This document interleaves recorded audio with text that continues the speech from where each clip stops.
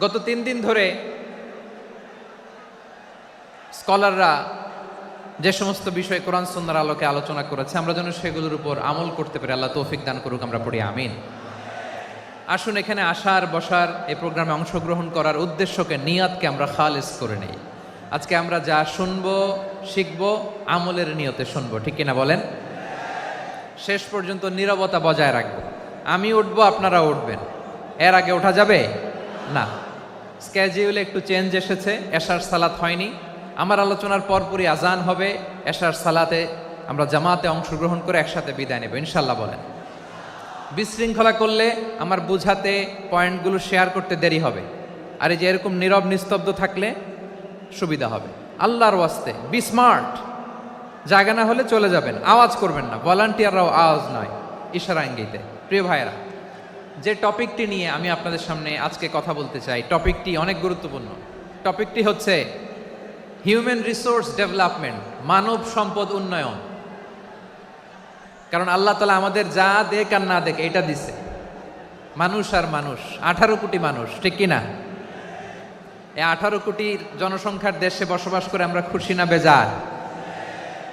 খুশি হইতে হবে, বেজার হইেন না। জাপানের খবর জানেন? তাদের গ্রোথ রেট নিচের দিকে, উল্টো। জনসংখ্যা নাই, বাচ্চা নিলে, সন্তান নিলে গভর্নমেন্ট তাদের টাকা দেয়। আমাদেরকে আল্লাহ তাআলা দয়া করে, মায়া করে এই সম্পদটা দিয়েছেন।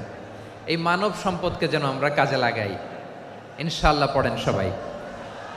হিউম্যান রিসোর্স ডেভেলপমেন্ট অনেক জনগুরুত্বপূর্ণ বিষয়, খুব সেন্সিটিভ বিষয়। বুঝতে হবে যশোরের স্মার্ট ছেলেরা, এই যে আমি যাদেরকে দেখতে পাচ্ছি, all are the gen Z of Jashore. যারা জেন জি, ওরা স্মার্ট, ওরা ইশারা ইঙ্গিতে কাজ করে। এই যে পুরো গদি উল্টায় দিছে, ঠিক কিনা? 24-এর ছাত্র নাগরিক অভ্যুত্থান আমাদের দেখিয়ে দিচ্ছে কিভাবে চোখের ইশারায় গদি উল্টে দিতে হয়। তো এই জেনজিদের নিয়ে বসেছে। ওরা তো স্মার্ট, ওরা ডিস্টার্ব করবে না। মেহরবানি করে আমার সাথে কানেক্ট করো, 1 to 1, brain to brain, eye to eye, eye contact করো আমার সাথে। তাকাও, কষ্ট হলো আমার দিকে তাকাও, আওয়াজ করা যাবে না, আমার দিকে তাকাও। প্রিয় ভাইয়েরা, হিউম্যান রিসোর্স ডেভেলপমেন্টের ব্যাপারে কিছু কথা বলবো। এই যে আমাদের বিশাল জনসংখ্যা, এই জনসংখ্যাকে কি করে জনসম্পদে রূপান্তরিত করা যায় এ ব্যাপারে কথা বলবো। আমি সূরাতু বনী ইসরাইলের 70 নম্বর আয়াত তেলাওয়াত করেছি। এই আয়াতের আলোকে কিছু কথা আমি আপনাদের সামনে বলবো। আল্লাহ তাআলা ইরশাদ করছেন, ওয়ালাকাদ কাররামনা বনী আদম ওয়া হামালনাহুম ফিল বাররি ওয়াল বাহরি ওয়া রাযাকনাহুম মিনাত তাইয়্যিবাত ওয়া ফাদ্দালনাহুম আলা কাসীরিম মিম্মান খালাকনা তাফদীলা। পড়েন আল্লাহু আকবার। রব্বুল আলামিন বলেন, ওয়ালাকাদ কাররামনা বনী আদম, আমি বনী আদমকে সম্মানিত করেছি, বনী আদমকে মর্যাদা দিয়েছি। ওয়া হামালনাহুম ফিল বাররি ওয়াল বাহর, বনী আদমকে জলে, স্থলে, স্থলে এবং সমুদ্রে চলাচলের বাহন দিয়েছি। ওয়া রাযাকনাহুম মিনাত তাইয়্যিবাত, তাদেরকে পবিত্র রিজিকের বন্দোবস্ত করেছি। ওয়া ফাদ্দালনাহুম আলা কাসীরিম মিম্মান খালাকনা তাফদীলা, আর আমি আল্লাহ যাদেরকে সৃষ্টি করেছি তাদের মধ্য থেকে বনী আদমকে আমি শ্রেষ্ঠ বানিয়েছি। আমরা শ্রেষ্ঠ, আমরা আশরাফুল মাখলুকাত। আমরা কি? এই যে এমনি চিল্লাচিল্লি করে, জিজ্ঞেস করলে বলে না। আমরা আশরাফুল মাখলুকাত। আমরা কি? শ্রেষ্ঠ, সবার চেয়ে সেরা। আমাদের মতো করে আল্লাহ কাউকে বানায় নাই। 2 পায়ে ভর করে, শির দ্বারা এরকম স্ট্যান্ড রেখে মাথা উঁচু করে দাঁড়াতে পারে এরকম কোন প্রাণী পৃথিবীতে আছে? এজন্য আল্লাহ বলেন, ওয়ালাকাদ কাররামনা বনী আদম, আমি বনী আদমকে সম্মানিত করেছি, তাদেরকে আমি মর্যাদা দিয়েছি।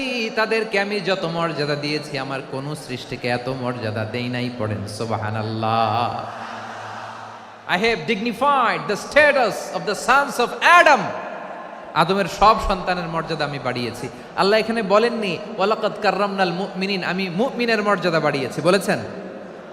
আল্লাহ এখানে বলেন নাই ওয়ালাকাদ কাররামনাল মুসলিমিন, আমি মুসলিমের মর্যাদা বাড়িয়েছি।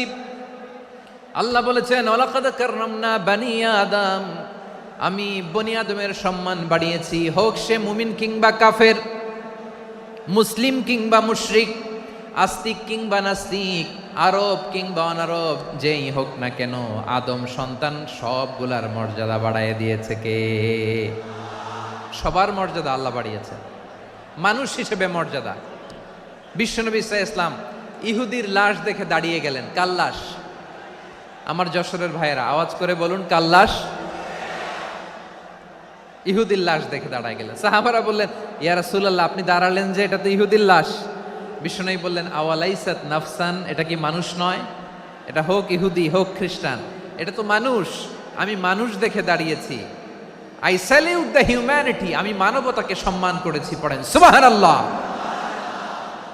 তাহলে এই জমিনে মানুষের মর্যাদা বেশি, হোক আস্তিক হোক নাস্তিক, হোক মুমিন কিংবা কাফের। আদমের সন্তান হলে, মানুষ হলেই তার মর্যাদা বাড়িয়েছে কে? আমার কলিজার টুকরা যশোরের ভাইয়েরা, মানুষের মর্যাদা আল্লাহ এত বাড়িয়েছেন, মানুষ জীবিত থাকলেও যেমনি মর্যাদাবান, মরে গেলেও মর্যাদাবান। সুবহানাল্লাহ পড়েন। মানুষ মরে গেলে এই ডেড বডিটা কি হয়? পচে যায়, গলে যায়, মাটির সাথে মিশে যায়। তাই বলে আপনি ডেড বডির সাথে যাচ্ছে তাই করতে পারবেন না। পারবেন? কেউ যদি অন্যায় করে, তাকে যদি আপনি শাস্তির আওতায় আনেন, যা মনে চায় করতে পারবেন না। তারা আগুন দিয়ে পোড়াতে পারবেন না, নাক কাটতে পারবেন না, কান কাটতে পারবেন না, অঙ্গ বিকৃতি করতে পারবেন না। কারণ মানব জাতির মর্যাদা স্বয়ং দিয়েছে কে? ডেড বডি পচে যাবে, গলে যাবে। তারপরে ইসলাম বলে, না খবরদার, এই মরা লাশটারও একটা মর্যাদা আছে না নাই? ইসলাম বলে এই লাশটা গলে যাবে, পচে যাবে, কিন্তু এটার অমর্যাদা করো না। কর্পূর দিয়ে, খেজুর পাতা দিয়ে, এটাকে ওয়ার্ম ওয়াটার দিয়ে, গরম পানি দিয়ে ধৌত করো। সাদা শুভ্র ধবধবে কাপড় দিয়ে লাশটাকে তুমি কাভার করো।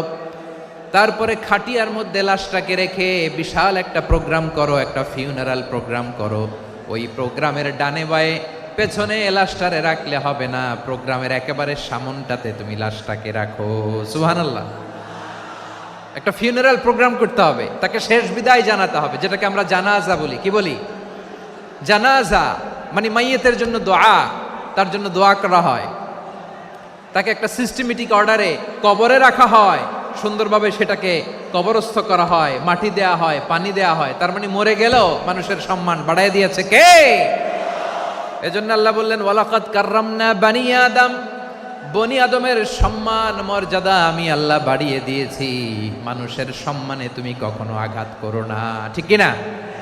তাহলে ভাই, প্রথম মেসেজ হচ্ছে, the first and foremost message tonight to the people of জাসর। আল্লাহ বলেন, I have dignified the status of son of Adam. আমি বনি আদম সবার মর্যাদা বাড়িয়ে দিয়েছি, হোক আস্তিক নাস্তিক, হোক কাফের কিংবা মুশরিক, তার মর্যাদা বাড়াই দিছে কে? যখন বন্যা হয়, আমরা ত্রাণ নিয়ে যাই, আমরা শুধু মুসলমানদেরকে ত্রাণ দেই নাকি? হ্যাঁ, আমরা মুসলমানকেও দেই, অমুসলমানকেও দেই, হিন্দুকেও দেই, বৌদ্ধকেও দেই। যেখানেই মানবতা বিপন্ন, সেখানে ইসলামের হেল্পিং হ্যান্ড আছে না নাই? সুবহানাল্লাহ। কি দিন আমরা পেয়েছি, কি বিধান আমরা পেয়েছি। ওয়ালাকাদ কাররামনা বানি আদম, আমি বনি আদমকে সম্মানিত করেছি। এরপর আল্লাহ বললেন, ওয়া হামালনাহুম ফিল বাররি ওয়াল বাহর, মানুষকে স্থলে এবং সমুদ্রে চলাচলের বাহন আমি দিয়েছি। স্থলে কিভাবে চলবে, জলে কিভাবে চলবে, এই বাহনের ব্যবস্থা করেছে কে? এই জেনজি, এই স্যামড়া, ইরাম করতেছো কিসের জন্য? হ্যাঁ, ইরাম করলে চলবি? হ্যাঁ, বস বস বস বস। আওয়াজ করতেছো কেন? দিবা না, কথা বলতে দিবা না আমাকে? তো এইটা বুঝি তোমাদের ভালোবাসার নমুনা? তোমাদের ভালোবাসার কারণে যদি আমি কোথাও দাঁড়াতেই না পারি, কোথাও বসতে না পারি, কোথাও দুটা কথা বলতে না পারি, এই ভালোবাসা দিয়ে কি হবে আমার? বরং ঘামতে ঘামতে ঘর্মাক্ত হব, রক্তাক্ত হব। কিন্তু সেন্ট্রাল থেকে, সেন্ট্রালি যে ইনস্ট্রাকশন আসবে, সেই ইনস্ট্রাকশনের এক চুল আমরা ডানে বায়ে যাব না। এইটা গণজাগরণের জন্য এইটা দরকার, ইসলামী বিপ্লবের জন্য এইটা দরকার। তো আধা ঘন্টা ধরে যদি তোমাদেরকে থামানোই না যায়, এই লস্কর দিয়ে আমি কি করব? আল্লাহর ওয়াস্তে নো নো নো স্লোগান, চুপচাপ একেবারে আমার দিকে তাকাও। আল্লাহ বললেন, ওয়া হামালনাহুম ফিল বাররি ওয়াল বাহর, জলে স্থলে আমি চলাচলের যানবাহনের ব্যবস্থা করেছি। আমরা স্থলে ঘোড়ার উপরে চড়ি, উটের উপরে চড়ি, গাড়ির উপরে চড়ি। এই যে গাড়ির ইঞ্জিন বানাইছি আমরা, এটার মেধা দিয়েছে কে? আবার সাগরের মধ্যে আমরা নৌযান, জলযান, বড় বড় জাহাজ দিয়ে এক মহাদেশ থেকে আরেক মহাদেশ যাই, এক দেশ থেকে মালামালগুলো আরেক দেশে পাঠাই। সাগরের ভেতরে নৌকাগুলোরে ধরে রাখলো কে? والفلك التي تجري في البحر بما ينفع الناس। মানুষের উপকার আছে এরকম সরঞ্জামাদি নিয়ে সাগরের উপরে বিশাল বিশাল জলযানগুলো চলে। এগুলো ডুবে যায় না, কাত হয়ে যায় না, পড়ে যায় না। এগুলোকে স্থিতিস্থাপকতাকে ঠিক করে রাখলো কে?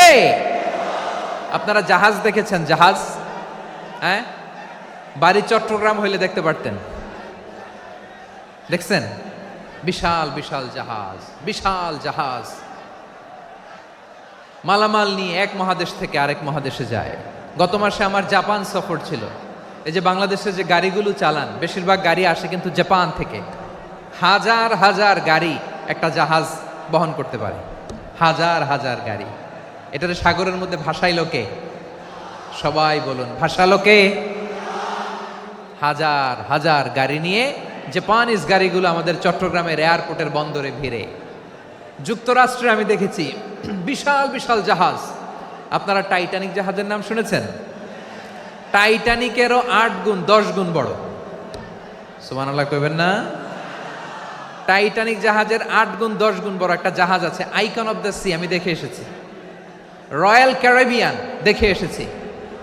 সাগরের সামনে জেটিতে যখন দাঁড়ালাম, জাহাজটা যখন যায়, আমার মনে হচ্ছে একটা শহর, গোটা শহর, the entire city is floating on the water. পুরো একটা শহর মনে হয় পানির উপর দিয়ে ভেসে যাচ্ছে। পড়েন সুবহানাল্লাহ। এই যে আইকন অফ দ্য সি, এই ক্রুজ, এই জাহাজটা, এটার ভিতরে স্টেডিয়াম আছে। কিসের ভিতরে স্টেডিয়াম? কথা বুঝে নাই বোধহয়। স্টেডিয়াম কিসের ভিতর? সুইমিং পুল আছে, শপিং মল আছে, রেস্টুরেন্ট আছে, ক্লাব আছে, 3000 4000 রুম বিশিষ্ট, কক্ষ বিশিষ্ট হোটেল আছে। এই সবগুলোর নিয়ে এগুলো চলে সাগরের এই দোলার মধ্যে, জলোচ্ছ্বাসের মধ্যে। এই সাগরের ভেতরে এই জাহাজগুলোর ভাষায় রাখছে কে?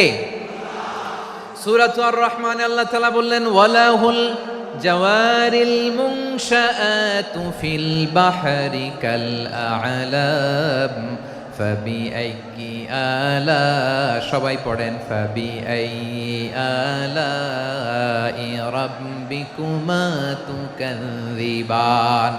পাহাড় সম বড় বড় জাহাজগুলো মাল বোঝাই করে সাগরের মধ্যে ভেসে বেড়ায়। এগুলো দিয়ে মালামাল বহন করা যায়। মানুষরা এক দেশ থেকে আরেক দেশে যায়। এই জাহাজগুলোর সাগরের ভেতরে ভাসায় রাখলো কে? এই আয়াতের ভেতরে আল্লাহ তাআলা সূরাত বনী ইসরাঈলের এই চমৎকার আয়াতের ভেতরে আল্লাহ তাআলা বেসিকলি মানব জাতির প্রতি তার 4টি স্পেশাল অনুগ্রহের কথা বলেছেন। কয়টি?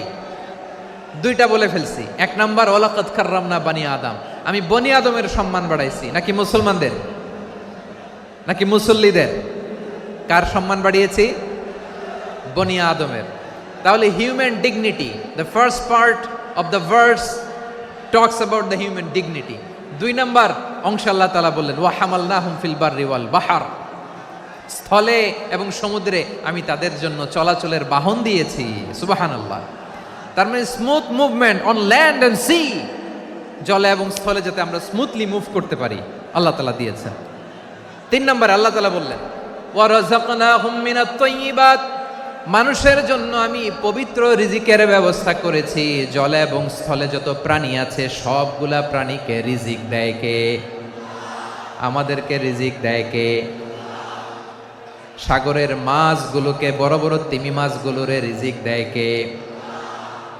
বাতাসের মধ্যে ভেসে বেড়ানো বড় বড় পাখিগুলো, স্ক্যান্ডিনেভিয়ান কান্ট্রি থেকে লক্ষ লক্ষ কোটি কোটি পাখিগুলো যে এক দেশ থেকে আরেক দেশে ট্রান্সফার হয়, এগুলোর রিজিক দেয় কে? রব্বুল আলামিন বলেন, ওয়ামা মিন দাব্বাতিন ফিল আরদি ইল্লা আলাল্লাহি রিজকুহা ويعلم مستقرها ومستودعها كل في كتاب مبين الله أكبر রব্বুল আলামিন বলেন, ভূপৃষ্ঠে বিচরণশীল যত প্রাণী আছে সব প্রাণীগুলোকে আমি আল্লাহ আমার নিজের কুদরতে রিজিকের বন্দোবস্ত করি। এই প্রাণীগুলো কোথায় থাকে, কোথায় যায়, সব জায়গায় আমি রিজিক পৌঁছে দেই। রিজিক কেউ দিতে পারে না, রিজিকের মালিক কে? রিজিকের মালিক তিনি আল্লাহ। এজন্য আল্লাহ তাআলা বললেন, ওয়ারাযাকনাহুম মিনাত তাইয়্যিবাত। এরপর আল্লাহ বললেন, ওয়া ফাদ্দালনাহুম আলা কাসীরিম মিম্মান খালাকনা তাফদীলা। আমি যত প্রাণী সৃষ্টি করেছি সকল প্রাণীর মধ্যে মানুষের মর্যাদা শ্রেষ্ঠত্ব আমি দিয়েছি। সুবহানাল্লাহ পড়েন।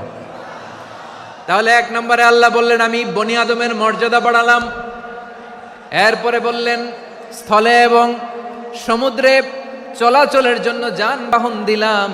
3 নম্বরে আল্লাহ বললেন পবিত্র রিজিকের ব্যবস্থা করে দিলাম। এরপরে আল্লাহ বললেন যত প্রাণী আছে, সৃষ্টি আছে, সবগুলার উপরে আমি মানুষকে শ্রেষ্ঠত্ব দিলাম। সুবহানাল্লাহ। তাহলে সবচেয়ে বেশি শ্রেষ্ঠত্ব মানুষের। কার? মানুষের। শুধু তাই নয় প্রিয় ভাইরা, আকাশ এবং জমিনে যা কিছু আছে সবকিছু মানুষের জন্য, মানুষের কল্যাণে, মানুষের প্রয়োজনে, মানুষের বশীভূত করে সৃষ্টি করেছেন কে? রব্বুল আলামিন বলেন, হুয়াল্লাযী খালাকা লাকুম মা ফিল আরদি জামিআ। এই জমিনের মধ্যে যা কিছু আমি আল্লাহ সৃষ্টি করেছি সব কিছু আমি মানুষের জন্য সৃষ্টি করেছি। পড়েন সুবহানাল্লাহ। হুয়াল্লাযী খালাকা লাকুম মা ফিল আরদি জামিআ। যা আছে সব আমাদের জন্য, সব আমাদেরকে সার্ভিস দেওয়ার জন্য, আমাদের উপকারের জন্য, আমাদের কল্যাণের জন্য। আওয়াজ করে সবাই পড়ুন আল্লাহু আকবার। অন্য আয়াতে আল্লাহ বললেন, ওয়াসাখখারা লাকুম মা ফিস সামাওয়াতি ওয়া মা ফিল আরদি জামিআম মিন ইন্না ফি যালিকা লাআয়াতিন লিকাউমি ইয়াতাফাক্কারুন।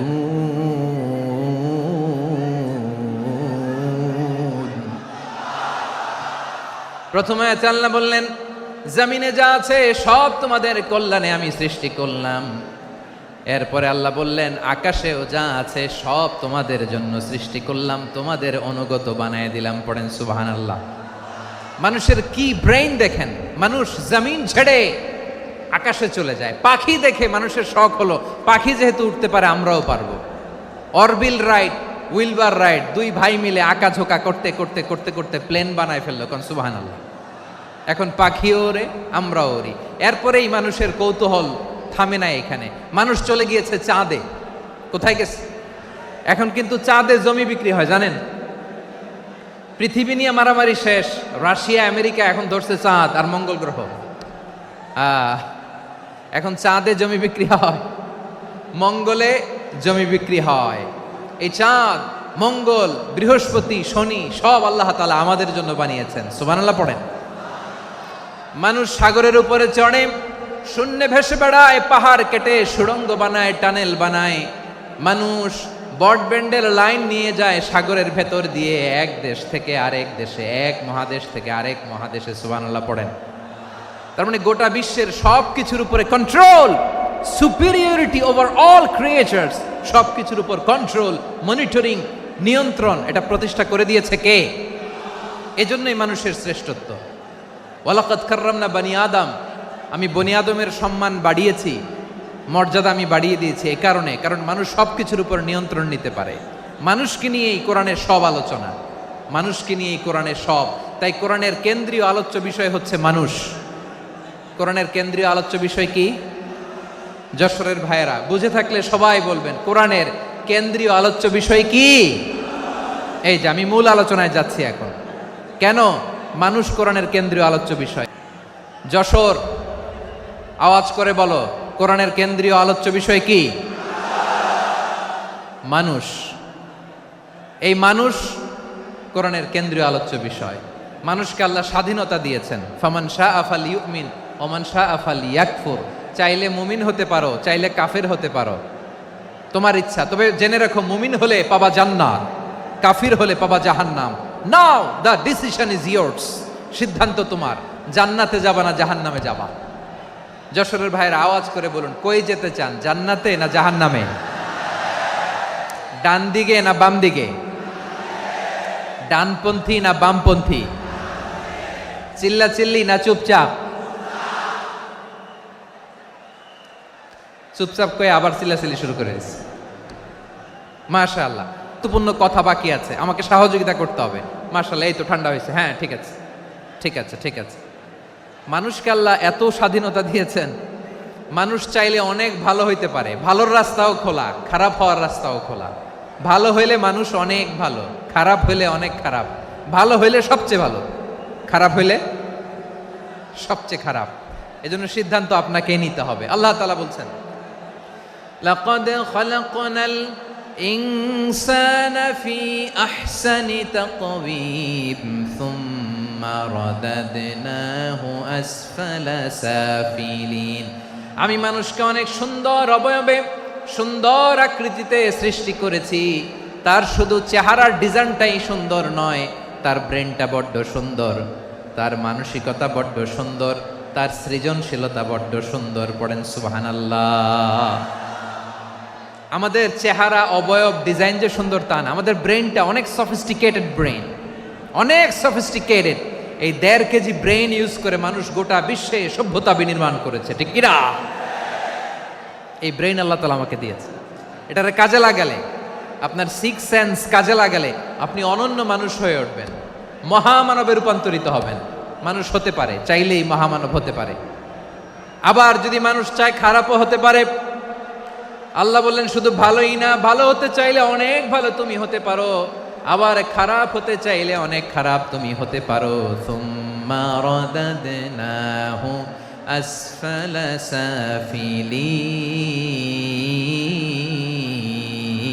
সাফিলিন।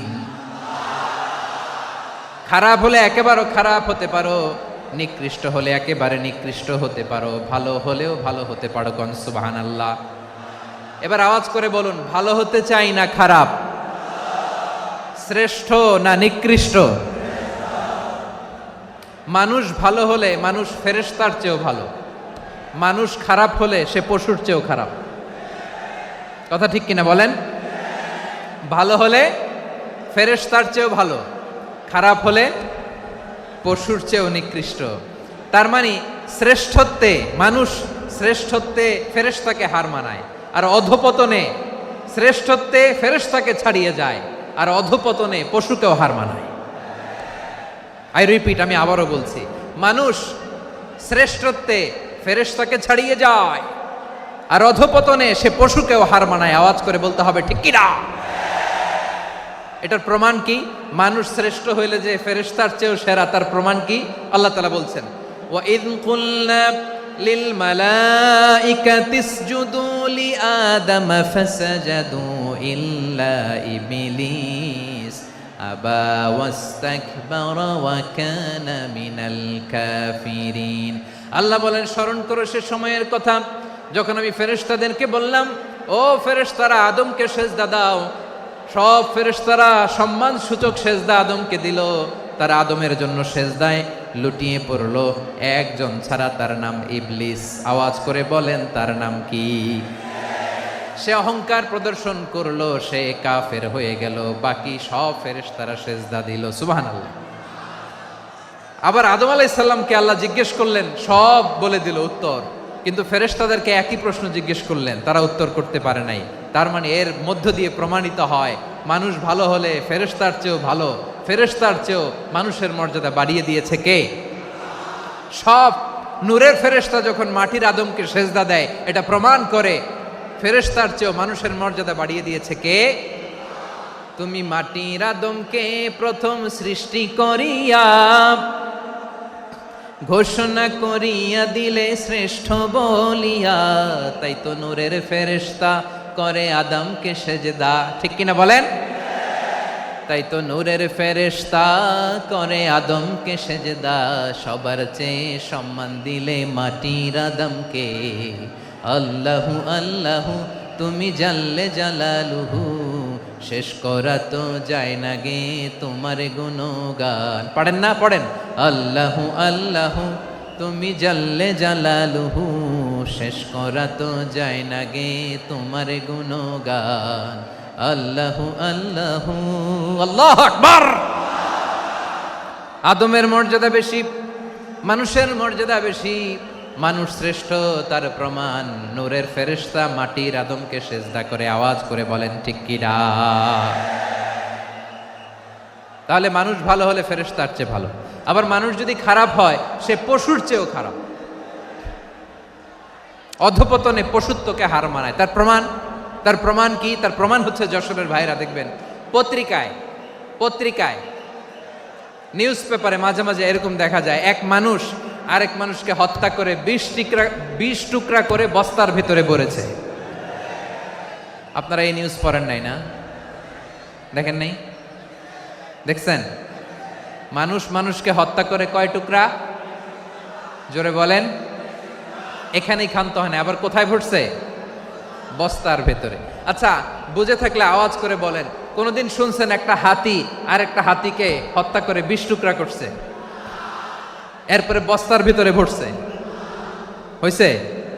তাহলে দেখেন, মানুষ যদি খারাপ হয় সে পশুকেও হার মানায়। চিল্লায় বলো ঠিক কি না? এমনও দুশ্চরিত্র মানুষ আছে যার নজর থেকে 6 মাসের ছোট্ট মেয়ে থেকে শুরু করে 80 বছরের বৃদ্ধারাও নিরাপদ নয়। পশুকেও হার মানে। মানুষের ঘর জ্বালিয়ে পুড়ে মেসাকার করে দেয়, জনপদের পর জনপদ জ্বালায় দেয়, এরকম আছে না নাই? বোমা মেরে শহরগুলো উড়িয়ে দেয়। এই যে ইসরায়েল গাজার মধ্যে যে অ্যাটাক করেছে, এরা মসজিদ মানে নাই, মসজিদে বম ফেলেছে। এরা খ্রিস্টানদের চার্চ গির্জা মানে নাই, গির্জায় বম ফেলেছে। পৃথিবীর ইতিহাসে never happened in the history of the world that someone bombed on a hospital, on a ICU center. এমন হাসপাতাল যেখানে আইসিইউর রোগীরা আছে, ওই হাসপাতালের উপরও ইসরায়েলি সৈনিকেরা বোমা মেরেছে। জোরে বলেন ঠিক কিনা? এরা মানুষ? আওয়াজ করে বলেন, এরা মানুষ না। প্রিয় ভাইয়েরা, চোখ কান নাক মুখ থাকলেই মানুষ না। যা সামনে দেখেন এগুলো সব মানুষ না, এগুলো জনসংখ্যা। এগুলো কি? সবাই বলুন, এগুলো কি? বাড়ছে জনসংখ্যা, কমছে মানুষ। বাড়ছে জনসংখ্যা, কমছে। এই দুনিয়া এখন তো আর সেই দুনিয়া নাই, মানুষ নামের মানুষ আছে দুনিয়া বোঝাই, সেই মানুষের ভিড়ে আমার আসল মানুষ নাই। ঠিক কিনা? আসল মানুষের বড্ড অভাব, আসল মানুষের বড্ড অভাব। আমার ভাইয়েরা, মানুষ খারাপ হলে পশুকেও হার মানায়। আচ্ছা, আওয়াজ করে বলেন, এই যশোরের ছেলেরা এদিক তাকাও, আওয়াজ করে বলো, যে ইসরায়েলি সোলজাররা উপর থেকে বোমা মারল তারাও মানুষ? তারাও কি? ওরাও রক্তে মাংসে মানুষ, ওদেরও পরিবার আছে। বোমা মেরে যেই মেয়েটাকে তারা অনাথ বানায়, ইয়াতিম বানায়, ও কিন্তু বাসায় ওর মেয়েটাকে রেখে আসছে। ঠিক কিনা বলেন? বম্বিং করে যে বাবাকে মেরে, স্বামীকে মেরে স্ত্রীকে বিধবা বানায়, তারও ঘরে স্ত্রী আছে। উপর থেকে বোম মেরে মানুষ মেরে দিচ্ছে, তারাও মানুষ। 1945 সালের 6ই আগস্ট আমেরিকান সোলজাররা হিরোশিমায় বম মেরেছে। আমি নিজে দেখে এসেছি জাপানের হিরোশিমাতে। সকাল 8:15 মানুষ কেউ অফিসে যাচ্ছিল, কেউ খেতে খামারে কাজ করতে যাচ্ছিল। লিটল বয় নামে একটা বোম মেরেছে তারা। এই বোমের আঘাতে, পারমাণবিক এই বোমার রেডিয়েশনে আঘাতে বোম ব্লাস্ট হওয়ার পরে মুহূর্তের মধ্যে 1,40,000 নাই। উপর থেকে যারা মারতেছে এরাও মানুষ, যাদেরকে মারলো তারাও। তার মানে মানুষে মানুষে পার্থক্য আছে না? নেই? মানুষে মানুষে পার্থক্য আছে। নাক কান চোখ মুখ থাকলেই মানুষ নয়। বাড়ছে জনসংখ্যা, কমছে মানুষ। চিল্লায় বলো ঠিক কি না? তাহলে আমরা বুঝলাম মানুষ ভালো হলে অনেক ভালো, খারাপ হলে অনেক খারাপ। ও আমার কলিজার টুকরা যশোরের ভাইয়েরা, আসুন না 3 দিন ব্যাপী এই তাফসিরুল কোরআনের ঐতিহাসিক প্রোগ্রাম থেকে আমরা সিদ্ধান্ত নেই, আমরা ভালো মানুষ হব নাকি খারাপ মানুষ হব। কলিজা থেকে, প্রাণ থেকে আওয়াজ করে সবাই বলুন, ভালো মানুষ নাকি খারাপ মানুষ? ভালো মানুষ হইতে হবে। ভালো মানুষ যারা জগৎটাকে এনলাইটেন করবে, যারা এনলাইটেন করবে, যারা সত্যের বীর সেনানী হয়ে দাঁড়াবে, যারা সত্যের পক্ষে কথা বলবে, যারা জালিমের মসনদকে ভেঙে খান খান করে দেবে, এরকম হওয়ার দরকার আছে না নাই? এরকম ভালো মানুষ আমরা হতে চাই কি চাই না? মানুষকে যত্ন নিলে মানুষ যে কত ভালো হয় আপনি কল্পনাও করতে পারবেন না। এই যে আপনাদের যশোরে যে ভালো ছেলেগুলো আছে, যে ভালো তরুণগুলো আছে, যে যুবকগুলো আছে, যে ভালো আলেমরা আছে, ভালো নেতারা আছে, সবাই যদি তাদের মতো হতো, পুরো যশোরটা একটা জান্নাতের টুকরা হয়ে যেত। আওয়াজ করে বলেন ঠিক কিনা? মানুষকে নার্চারিং করলে, মানুষকে পলিশ করলে, মানুষকে গ্রুমিং করলে, মানুষকে সঠিক তারবিয়া দিলে মানুষ অনন্য হয়ে ওঠে। প্রতিটি মানুষ অনন্য। আমি অনন্য, আপনি অনন্য, আমরা সবাই অনন্য। সুবহানাল্লাহ বলেন। মানুষকে আল্লাহ তাআলা দিয়েছেন অসীম ক্ষমতা, অসীম ক্ষমতা। সুবহানাল্লাহ। একটা মানুষ পারে না এমন কিছু নাই, একটা মানুষ পারে না এমন কিছু নাই। বিশ্বাস করতে হবে, মানুষ যা কল্পনা করতে পারে ওইটা মানুষ করে দেখাতে পারে। যশোরের ভাইয়ের, আই রিপিট, আমি আবারও বলছি, এই চিল্লাচিল্লি করলে আমার এই গুরুত্বপূর্ণ কথা তোমরা মিস করবা, মিস করবা। কপাল পড়া হয়েও না, আওয়াজ করে কপাল পড়া হবে না। আমার দিকে তাকাও। মানুষ, মানুষ যা কল্পনা করতে পারে সেটা মানুষ করে দেখাতে পারে। তুমি তোমার কল্পনার রাজ্যকে সাজাও, তোমাকে হারাতে পারে এমন কোন শক্তি আল্লাহর জমিনে নাই। তোমার কি শক্তি, কি সম্ভাবনা তুমি জানোই না মিয়া। তুমি এদিকে তাকাও কেন? তোমার রাস্তা তো ওই দূরে। তুমি কোথায় যাবে, আল্লাহ তোমার টেনে কোথায় নিয়ে যাবে তুমি কিছুই জানো না। প্ল্যান বিগ, ড্রিম বিগ, কল্পনার শক্তিকে বড় করো। মানুষ যা কল্পনা করতে পারে মানুষ তা করে দেখাতে পারে। মানুষের কাছে অসাধ্য কিছু নাই, মৃত্যু ছাড়া, এক্সেপ্ট ডেথ। মৃত্যু ছাড়া মানুষ সবকিছুকে জয় করতে পারে। মৃত্যু ছাড়া যে কোনো অসাধ্যকে সাধন করার ক্ষমতা মানুষকে দিয়ে দিয়েছে কে? হারার জন্য তোমার জন্মই হয় নাই, তোমার জন্ম হয়েছে জিতার জন্য, বিজয়ের জন্য তোমার জন্ম। মানুষের শুরুটাই হয় বিজয় দিয়ে। যশোর, আওয়াজ করে বলো, মানুষের শুরু হয় কি দিয়ে? আমরা যখন আমার পিতার পৃষ্ঠদেশে ছিলাম, পিতার পৃষ্ঠদেশ থেকে শুক্রাণু যখন মায়ের গর্ভদেশে যেয়ে পড়ে, কতটা শুক্রাণু ভ্রমণ শুরু করে জানো? 20 কোটি শুক্রাণু।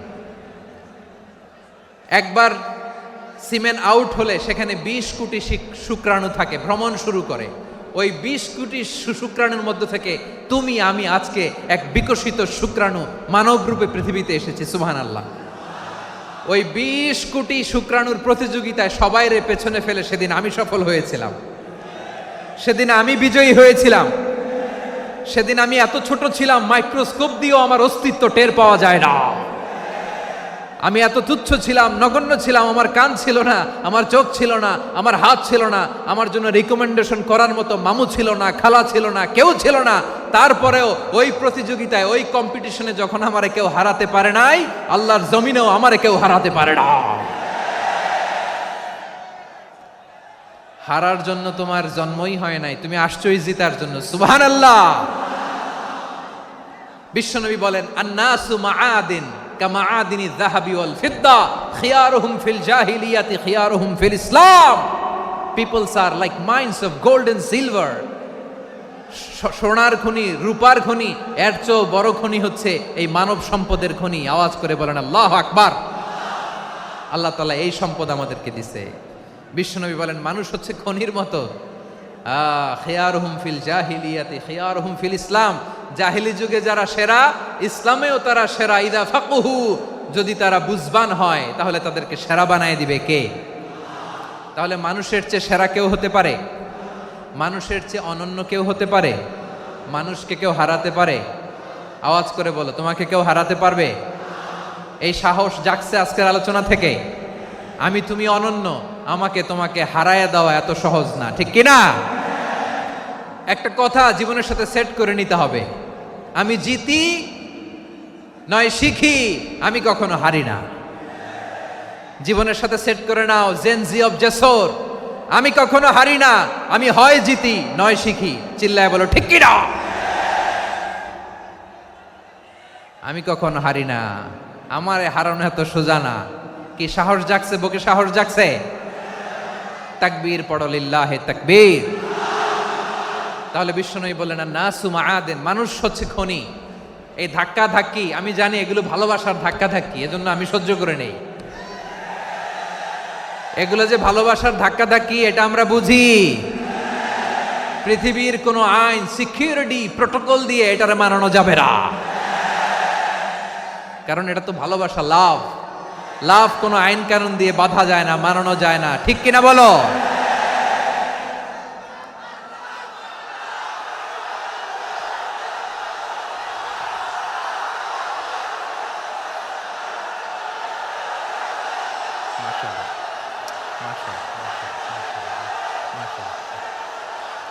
ঠিক আছে, বসুন বসুন বসুন।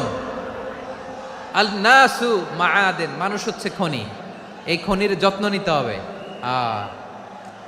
আমার মা বাবা যারা এসেছেন, আপনার ছেলে মেয়ের যত্ন নেন। আপনার ছেলের মধ্যে যে কি পটেনশিয়াল আপনি জানেন না। আপনার এই ছোট্ট অবুজ ছেলেটাই আগামী দিনের শায়েখ আহমদুল্লাহ হবে। আপনার হেফজখানায় পড়া ওই ছোট্ট ছেলেটাই আগামী দিনের আল্লামা মামুনুল হক হবে। আপনার ওই ছেলেটা আমির হামজা হবে, আব্দুল হাই সাইফুল্লাহ হবে। এভাবে বড় বড় আলেম হবে, তারা যুগশ্রেষ্ঠ আলেম হবে। সেই একদিন এই বাংলাদেশের পার্লামেন্টে যে বক্তব্য দিয়ে যশোরের পক্ষে কথা বলবে। আপনি জানেন না, কাউকে ছোট করবেন না আপনি, ওর কনফিডেন্স আপনি কমাবেন না, আপনি কমাতে পারেন না।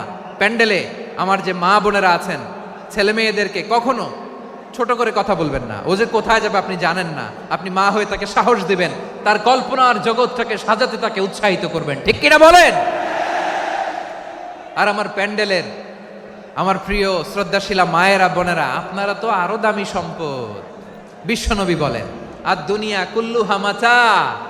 আল্লাহ আল্লাহ আল্লাহ, বিশ্বনবীর কথার ওজন দেখেন। আর দুনিয়া কুল্লু হামাচা ওয়া খায়রু মাতা'আদ দুনিয়া আল মারআতুস সালিহা। বিশ্বনবী বলেন দুনিয়ায় যা দেখো সব আল্লাহর দেওয়া অ্যাসেট, মানে সম্পদ।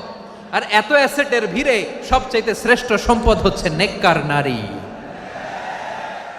সুবহানাল্লাহ। ভাইয়েরা বোনের সাথে খারাপ আচরণ করো না, সন্তান মায়ের সাথে খারাপ আচরণ করো না। আমাদের মায়েরা আমাদের asset, they are our priceless asset. কারণ এই মায়েদের পেটে এসেছে আল্লাহর ওলিরা, এই মায়েদের পেটে এসেছে খান জাহান আলী, এই মায়ের পেটে এসেছে শাহজালাল ইয়ামানি, এই মায়ের পেটে এসেছে আল্লাহর সব নবীরা। নাকি নবীরা আকাশ থেকে ধপ করে জমিনে নেমে আসছে? মায়ের পেটে আসছে। এই মায়ের পেটগুলো খনি। আমার সম্মানিতা মায়েরা বোনেরা, নিজেকে ইসলাম দিয়ে সাজান, নিজেকে ইসলাম দিয়ে সাজান, নিজেকে পবিত্র রাখুন, নিজের আব্রু ইমান ইজ্জতের হেফাজত করুন, কোরআন পড়ুন, সুন্নাহ পড়ুন। আপনি জানেন না আপনার গর্ভে কে আসছে, কোন ক্ষণজন্মা পুরুষকে আল্লাহ তাআলা আপনার গর্ভে পাঠাবে আপনি জানেন না। মায়েরা নিজেদেরকে পবিত্র রাখুন, ইসলাম চর্চা করুন, কোরআন চর্চা করুন, নৈতিকতা দিয়ে নিজেকে সাজান। যশোরের জেনজি, নিজেদেরকে প্রস্তুত রাখো আগামীর বাংলাদেশের জন্য। নৈতিকতা, মোরালিটি, ভ্যালিউজ দিয়ে নিজেকে সাজাও, ইসলাম দিয়ে নিজেকে সাজাও। কারণ আগামীর বাংলাদেশ ইসলামের বাংলাদেশ। বাংলাদেশের আসল পরিচয় ইসলাম। বাংলাদেশের আসল পরিচয় কি? সবাই বলে না। বাংলাদেশের আসল পরিচয় কি? এই ইসলাম নিয়ে আমরা সংসদ ভবন সাজাবো, রাজি আছি না নাই? শেকড় ভুলে যাওয়া যাবে না। আমরা ধাপে ধাপে শারিয়া আইনের দিকে যাব ইনশাআল্লাহ। কিন্তু জঙ্গিবাদ দিয়ে নয়, কট্টরপন্থা দিয়ে নয়। আমরা ইন্টেলেকচুয়ালি, গ্রাজুয়ালি, ধাপে ধাপে শরিয়া আইনের দিকে মুভ করব ইনশাআল্লাহ। বলো লিল্লাহি তাকবীর। এদেশের আসল পরিচয় সবাই বলে না, আওয়াজ করে, এদেশের আসল পরিচয়। এদেশে আজান শুনে সূর্য ওঠে শহর গ্রামে, এদেশে আজান শুনে সূর্য ডুবে সন্ধ্যা নামে, এদেশে সকল কাজে সবাই বলে বিসমিল্লাহ, এদেশে ভালো কিছু দেখে শুনে হাসি মুখে সবাই বলে মাশা আল্লাহ। সুবহানাল্লাহ সুবহানাল্লাহ সুবহানাল্লাহ সুবহানাল্লাহ সুবহানাল্লাহ সুবহানাল্লাহ সুবহানাল্লাহ সুবহানাল্লাহ। ও নবীন তরুণ তোমার কিসের এত ভয়, জেনে রেখো বাংলাদেশের আসল পরিচয়। বাংলাদেশের আসল পরিচয় ইসলাম। আওয়াজ তুলে বলো, আসল পরিচয় কি? এদেশে পরস্পরে দেখা হলে দেয় সালাম, এদেশে আমজনতার হৃদয় জুড়ে পাক্কালাম। ঠিক কি না? এদেশে বিপদ এলে সর্বজনে সর্বক্ষণে দোয়া পড়ে ইন্না লিল্লাহ সুবহানাল্লাহ সুবহানাল্লাহ সুবহানাল্লাহ সুবহানাল্লাহ।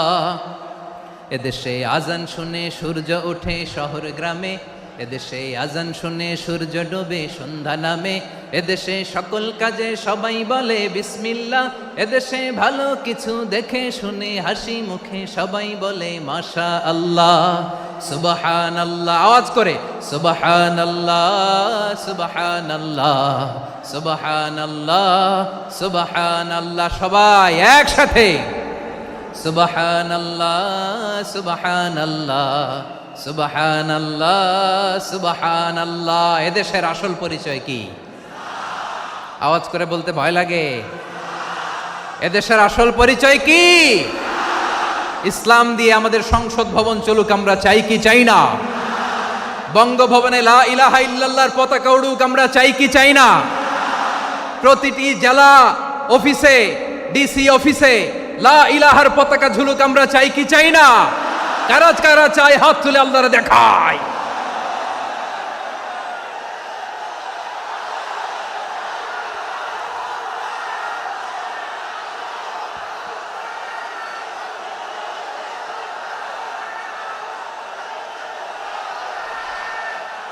মাশাআল্লাহ মাশাআল্লাহ মাশাআল্লাহ মাশাআল্লাহ। যশোর, আওয়াজ করে বলো, ভালো মানুষ না খারাপ মানুষ? বুঝে বলছো তো? মানুষ ভালো হলে যে কত ভালো। এই মানুষকে যত্ন নিলে, মানুষকে মানুষ বানালে যে সে কি হতে পারে শুনবা? হ্যাঁ, নাকি মোনাজাত দিয়ে দিব? শুনবা? তাহলে থামতে হবে। থামো, আমি যখন বলবো থামো থামো, তাকবীরের সময় দিলে তাকবীর। থামো থামো।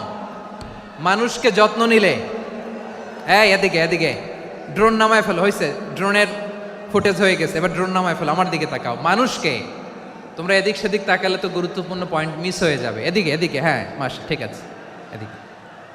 মানুষকে যত্ন নিলে মানুষের মধ্যে যে আল্লাহ কি পটেনশিয়াল রেখেছে। আমি জাপানের দুইটা উদাহরণ দেই। জাপানের, এই এভাবে এভাবে হবে, হয় বসো নয় পেছনে, কথা নাই, কথা তো বলাই যাবে না, হারাম কথা বলা। আজকে একেবারে চুপ, আজকের জন্য হারাম করে দিছে আমি, এই কিছু সময়ের জন্য একেবারে নিষিদ্ধ। জাপানের দুইটা উদাহরণ দেই, খেয়াল করে একটু শুনেন, বুঝবেন। আল্লাহ, 2022 সালে জাপানের সাথে জার্মানির খেলা, ফিফা ওয়ার্ল্ড কাপ 2022। এক পক্ষে জাপান, আরেক পক্ষে কোন দেশ? কথা শোনে নাই। এক পক্ষে কোন দেশ? আরেক পক্ষে সবাই। এক পক্ষে আরেক পক্ষে। ওই খেলায় জিতেছিল জাপান, জিতেছিল 22 সালের এই ফিফা ওয়ার্ল্ড কাপে। জাপান ফুটবল খেলায় জিতে, as a part of their celebration তারা খেলার পরে পুরো স্টেডিয়ামটারে ক্লিন করে, the fan base of Japan, লক্ষ লক্ষ মানুষ খেলা দেখতে যায় তো, এত ডাস্টবিনও তো নাই। তো যারা ডাস্টবিনে জায়গা পায় নাই তারা এই যে চকলেটের প্যাকেট, পানির বোতল, চিপসের প্যাকেট তারা এদিকে সেদিকে রেখে দিয়েছে। জাপানের ভক্তরা, জাপানের ফলোয়াররা as a part of their celebration তারা খেলার পরে পুরো স্টেডিয়ামের সব ময়লা আবর্জনা ক্লিন করে তারপরে বিদায় নিয়েছে। তাদেরকে কি ক্লিন করার দায়িত্ব দেয়া হয়েছিল? এই যশোর, জাপানের যে ছেলেরা খেলা দেখতে গেছিল ওদেরকে কি ক্লিন করার দায়িত্ব দিছিল? তারা কি স্টেডিয়ামের পরিচ্ছন্নতা কর্মী? তাদের আকল, তাদের সিক্স সেন্স তাদেরকে বলেছে। ছোটবেলা থেকে জাপান গভর্নমেন্ট ওদেরকে এত পরিচ্ছন্নতা শেখায়, ক্লিনলিনেস অ্যাওয়ারনেস ক্যাম্পেইন করায়। ক্লাসে আমি দেখেছি, ক্লাসে নিজের বেঞ্চ নিজে মুছে, ক্লাসের মাঝখানে একটা সময় দেয়, নিজের টেবিল নিজে মুছে, নিজের ক্লাসরুমটা নিজে পরিষ্কার করে, রাস্তাঘাটে একটা ধুলা নাই, ময়লা নাই, একটা টিস্যু নাই। খেলার পরে গোটা বিশ্বকে তাক লাগিয়ে দিয়েছে। জাপানের ফ্যানরা সবার রেখে যাওয়া গার্বেজ, টিস্যু, বোতল পরিষ্কার করে তারপরে স্টেডিয়াম থেকে বিদায় নিয়েছে। আমরা কেন এমন হইতে পারলাম না? আমরা কেন এমন হইতে পারলাম না? জাপানের যারা এগুলো করছে ওদের 3টা করে চোখ না? চোখ তো 3টা, জাপানো লাগো, জাপানো লাগো। হাত তো 4টা, কান তো 6টা।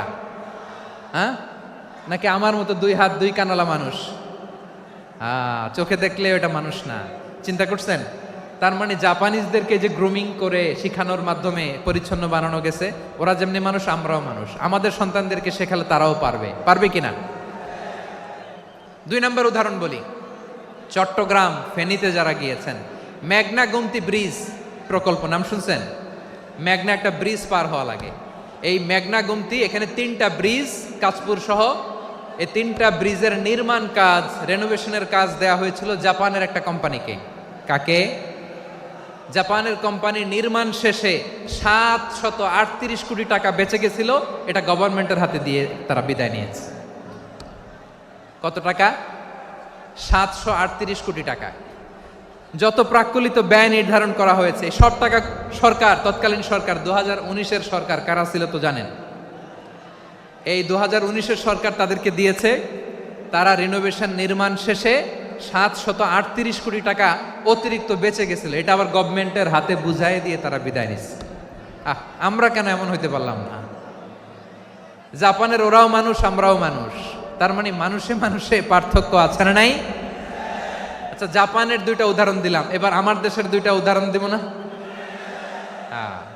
বাংলাদেশের 2টা উদাহরণ দিই। 1 নম্বর উদাহরণ, গত সপ্তাহে আপনারা জানেন কক্সবাজার আমার একটা প্রোগ্রাম ছিল, তো হেলিকপ্টারে গিয়েছিলাম।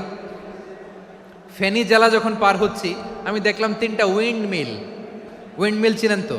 বিশাল পিলার, 3টা 4টা পাখা থাকে। বায়ু বিদ্যুৎ কেন্দ্র, বাংলাদেশের প্রথম বায়ু বিদ্যুৎ কেন্দ্র এটা। মুহুরী প্রজেক্ট বলে এটার, সম্ভবত মুহুরী প্রজেক্ট। তো সাগরের বাতাসের ঝাপটায় এটা ঘুরে এনার্জি হয়, ইলেকট্রিসিটি উৎপাদন হয়। তো আমি পাইলটকে বললাম, ভাই এগুলো থেকে কেমন ইলেকট্রিসিটি উৎপাদন হয়? কয়, হুজুর একটু হয় না, কিছুই হয় না। কিছুই হয় না মানে? বলে, হুজুর বাংলাদেশে যত উইন্ডমিল আছে এটার পাখা একটাও ঘুরে না। আল্লাহ, বলেন কি? তাহলে এই যে কোটি কোটি টাকা ব্যয় করে যে উইন্ডমিল, কয় হুজুর ভিতরে ফিটফাট, উপরে ফিটফাট, ভিতরে সদরঘাট। তার মানে কোটি কোটি টাকা দিয়ে এই উইন্ডমিল বানায়, এখানে কিছু নাই। দুর্নীতির আড্ডাখানা, আখড়াখানা বাংলাদেশ, ঠিক কিনা বলেন? হায় রে, জাপানিজরাও মানুষ, আমরাও মানুষ। আমার এক নিকটাত্মীয় সরকারি চাকরিজীবী, উনি আমাকে বললেন, বাংলাদেশের আর একটা উদাহরণ দেখি। উনি আমাকে বললেন যে প্রতি বছর আমাদের অফিসের ফার্নিচার চেঞ্জ করে। আমি বললাম, প্রতি বছর ফার্নিচার চেঞ্জ করে কেন? বলে যে ফার্নিচার নতুন পারচেজ করলেই তো এখানে টাকা, নতুন কিনতে পারলেই টাকা, নতুন উন্নয়নের সবক শোনাতে পারলেই টাকা। প্রথম আলোর রিপোর্ট। কি আলো? প্রথম আলোর রিপোর্ট। গত 15 বছরে উন্নয়নের নামে লুটপাট হয়েছে প্রায় 3.25 লাখ কোটি টাকা। কার রিপোর্ট? আমাদের বানানো কথা। প্রথম আলোর রিপোর্ট। গত 15 বছরে কারা ছিল জানেন তো? হ্যাঁ, শুধু ওনাদেরকেই দোষ দিয়ে লাভ নাই। স্বাধীনতার পর থেকে শুধু শাসকের হাত বদল হয়েছে, আমরা কিছু পাই নাই, ঠিক কিনা বলেন? শুধু ওনাদের দোষ দিয়ে কি লাভ? একদল খাইছে, আরেক দল খাওয়ার জন্য রেডি হয়ে আছে। আমরা এরকম চাই না, জনগণকে ফুটপাতে বসাই দিস। প্রিয় ভাইয়েরা, তাহলে জাপানের মানুষও মানুষ, আমরাও মানুষ। সিদ্ধান্ত আপনার, কোন মানুষ হবেন, ভালো মানুষ না খারাপ মানুষ? আজকের আলোচনার বিষয় হচ্ছে মানব সম্পদের উন্নয়ন, human resource development. It's a process to increase the capacity of knowledge, skill, capacity of the people of a country. একটা দেশের মানুষের জ্ঞান, তাদের দক্ষতা কি করে বাড়ানো যায়, বাড়িয়ে দেশের উন্নয়ন করানো যায়, এটাই হচ্ছে মানব সম্পদ উন্নয়নের মূল কথা। তাহলে মানব সম্পদ হচ্ছে একটা দেশের সবচাইতে শক্তিশালী পুঁজি। প্রাকৃতিক সম্পদ, খনিজ সম্পদের চেয়েও দামি হচ্ছে মানব সম্পদ। আমার প্রিয় যশোর, প্রাকৃতিক সম্পদ, খনিজ সম্পদের চেয়ে দামি সম্পদ কি সম্পদ? আল্লাহ তাআলা দয়া করে আমাদেরকে এই মানব সম্পদ দিয়েছেন। আসুন আমাদের এই মানুষগুলোকে আমরা সোনার মানুষ বানাই। রাজি আছেন তো সবাই? রাজি আছেন? মানুষ পারে না এমন কোনো কিছু নাই, চাইলে সব পারে। এজন্য মানুষকে তারবিয়া দিতে হবে, যথাযথভাবে তাদেরকে গড়তে হবে। আসুন আমরা সিরাতের আয়নায় বিশ্বনবীর জীবনী থেকে দেখি তিনি কিভাবে হিউম্যান রিসোর্সকে ম্যানেজ করতেন। যদি আপনাদের সময় হয়, দু একটা উদাহরণ দিয়ে আজকে আমি আমার আলোচনার বিদায় নিব। হবে সময় হবে কয়েক মিনিট? হ্যাঁ, শান্ত থাকবেন তো? শান্ত থাকবা? হ্যাঁ, ঠিক আছে। এই ধাক্কার মধ্যে ঢুকছে, এবার মজা বুঝতেছো তো? হ্যাঁ, মানা করছিলাম না? ঠিক আছে, টের পাও। হ্যাঁ, ঠিক আছে। যে আওয়াজ করবে আমি ওকে দেখতেছি, কে কে আওয়াজ করে দেখতেছি। শেষ কথা, শেষের দিকে চলে আসছি। বিষ্ণু ইসলাম কিভাবে হিউম্যান রিসোর্সকে ম্যানেজ করতেন, মজার কথা আছে কয়েকটা, বলে বিদায় নিব। বিশ্বনবী কিভাবে এই মানব সম্পদকে ম্যানেজ করতেন। বিশ্বনবী he was a very good talent hunter, চৌকস ট্যালেন্ট হান্টার ছিল। কার মধ্যে কি ট্যালেন্ট আছে দেখলেই বুঝে ফেলতেন। সুবহানাল্লাহ পড়বেন না? কি নবী আমরা পেয়েছি! He was a very good talent hunter. আমার নবী তিনি চৌকস ট্যালেন্ট হান্টার ছিলেন। কার মধ্যে কি প্রতিভা বের করতেন, ওই প্রতিভাকে ইসলামের কল্যাণে কাজে লাগাতেন। সুবহানাল্লাহ বলেন। যাকে যেই জায়গায় সেট করলে ভালো হবে তাকে ওই জায়গায় সেট করতেন। কয়েকজন সাহাবীর জীবনী শোনাই। আবু মাহজুরা রাদিয়াল্লাহু তাআলা আনহু, মক্কার মুয়াজ্জিন, আগে ছিল মুশরিক, পরে হইছে মুমিন। উনি কিভাবে মুমিন হইলেন এই ঘটনাটা একটু আপনাদের শোনাতে চাই। তা আপনাদের তো সময় নাই হাতে। হ্যাঁ, সময় আছে? এই জেনজি শেষ করে দিল আজকের প্রোগ্রামটা। 1 ঘন্টা ধাক্কা ধাক্কি করে কেমনে দাঁড়ায় আছে আমি বুঝলাম না।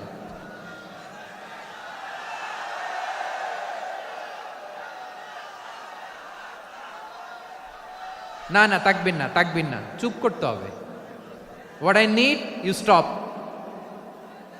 জাস্ট শাট আপ, চুপ। হ্যাঁ, ঠিক আছে, এভাবে। আবু মাহজুরা রাদিয়াল্লাহু তাআলা আনহু কিভাবে মুসলিম হলেন আওয়াজ করে শুনেন।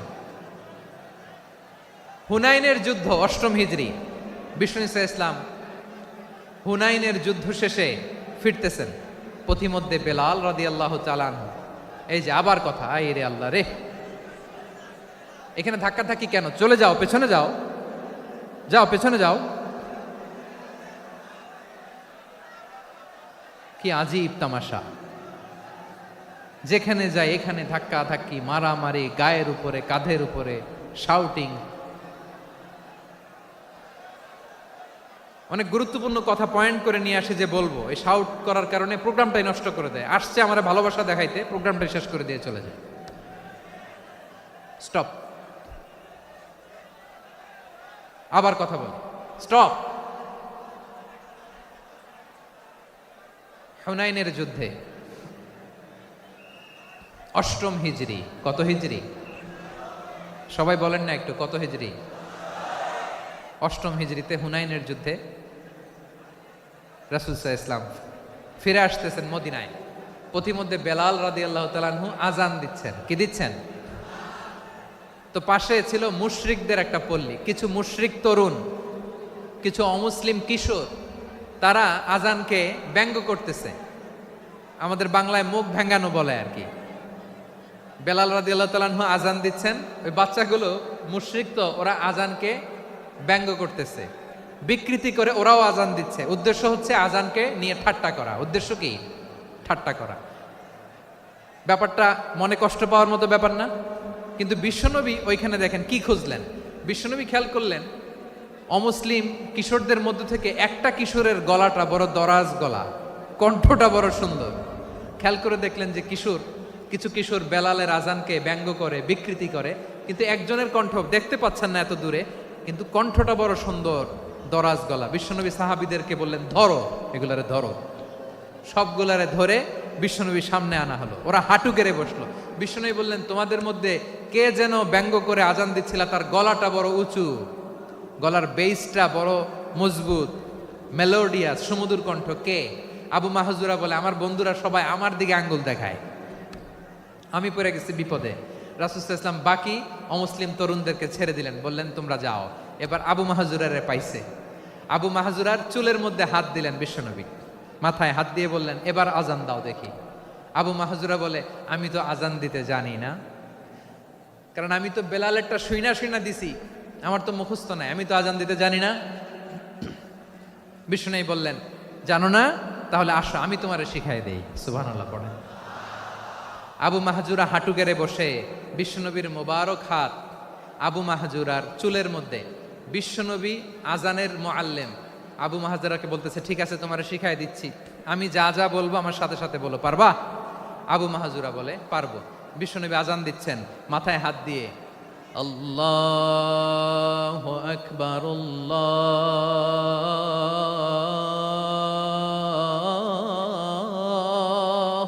আকবার। আবু মাহজুরা এই বাক্যটা পড়লেন। বিশ্বনবী দ্বিতীয় বাক্য পড়তে আরম্ভ করলেন, আল্লাহু আকবার,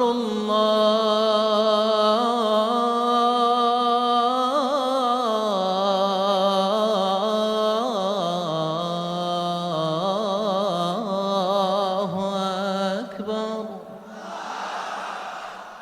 আবু মাহজুরা এই বাক্যটাও বললেন। বিশ্বনবী আবু মাহজুরার মাথার মধ্যে হাত দিয়ে তৃতীয় বাক্য পড়লেন,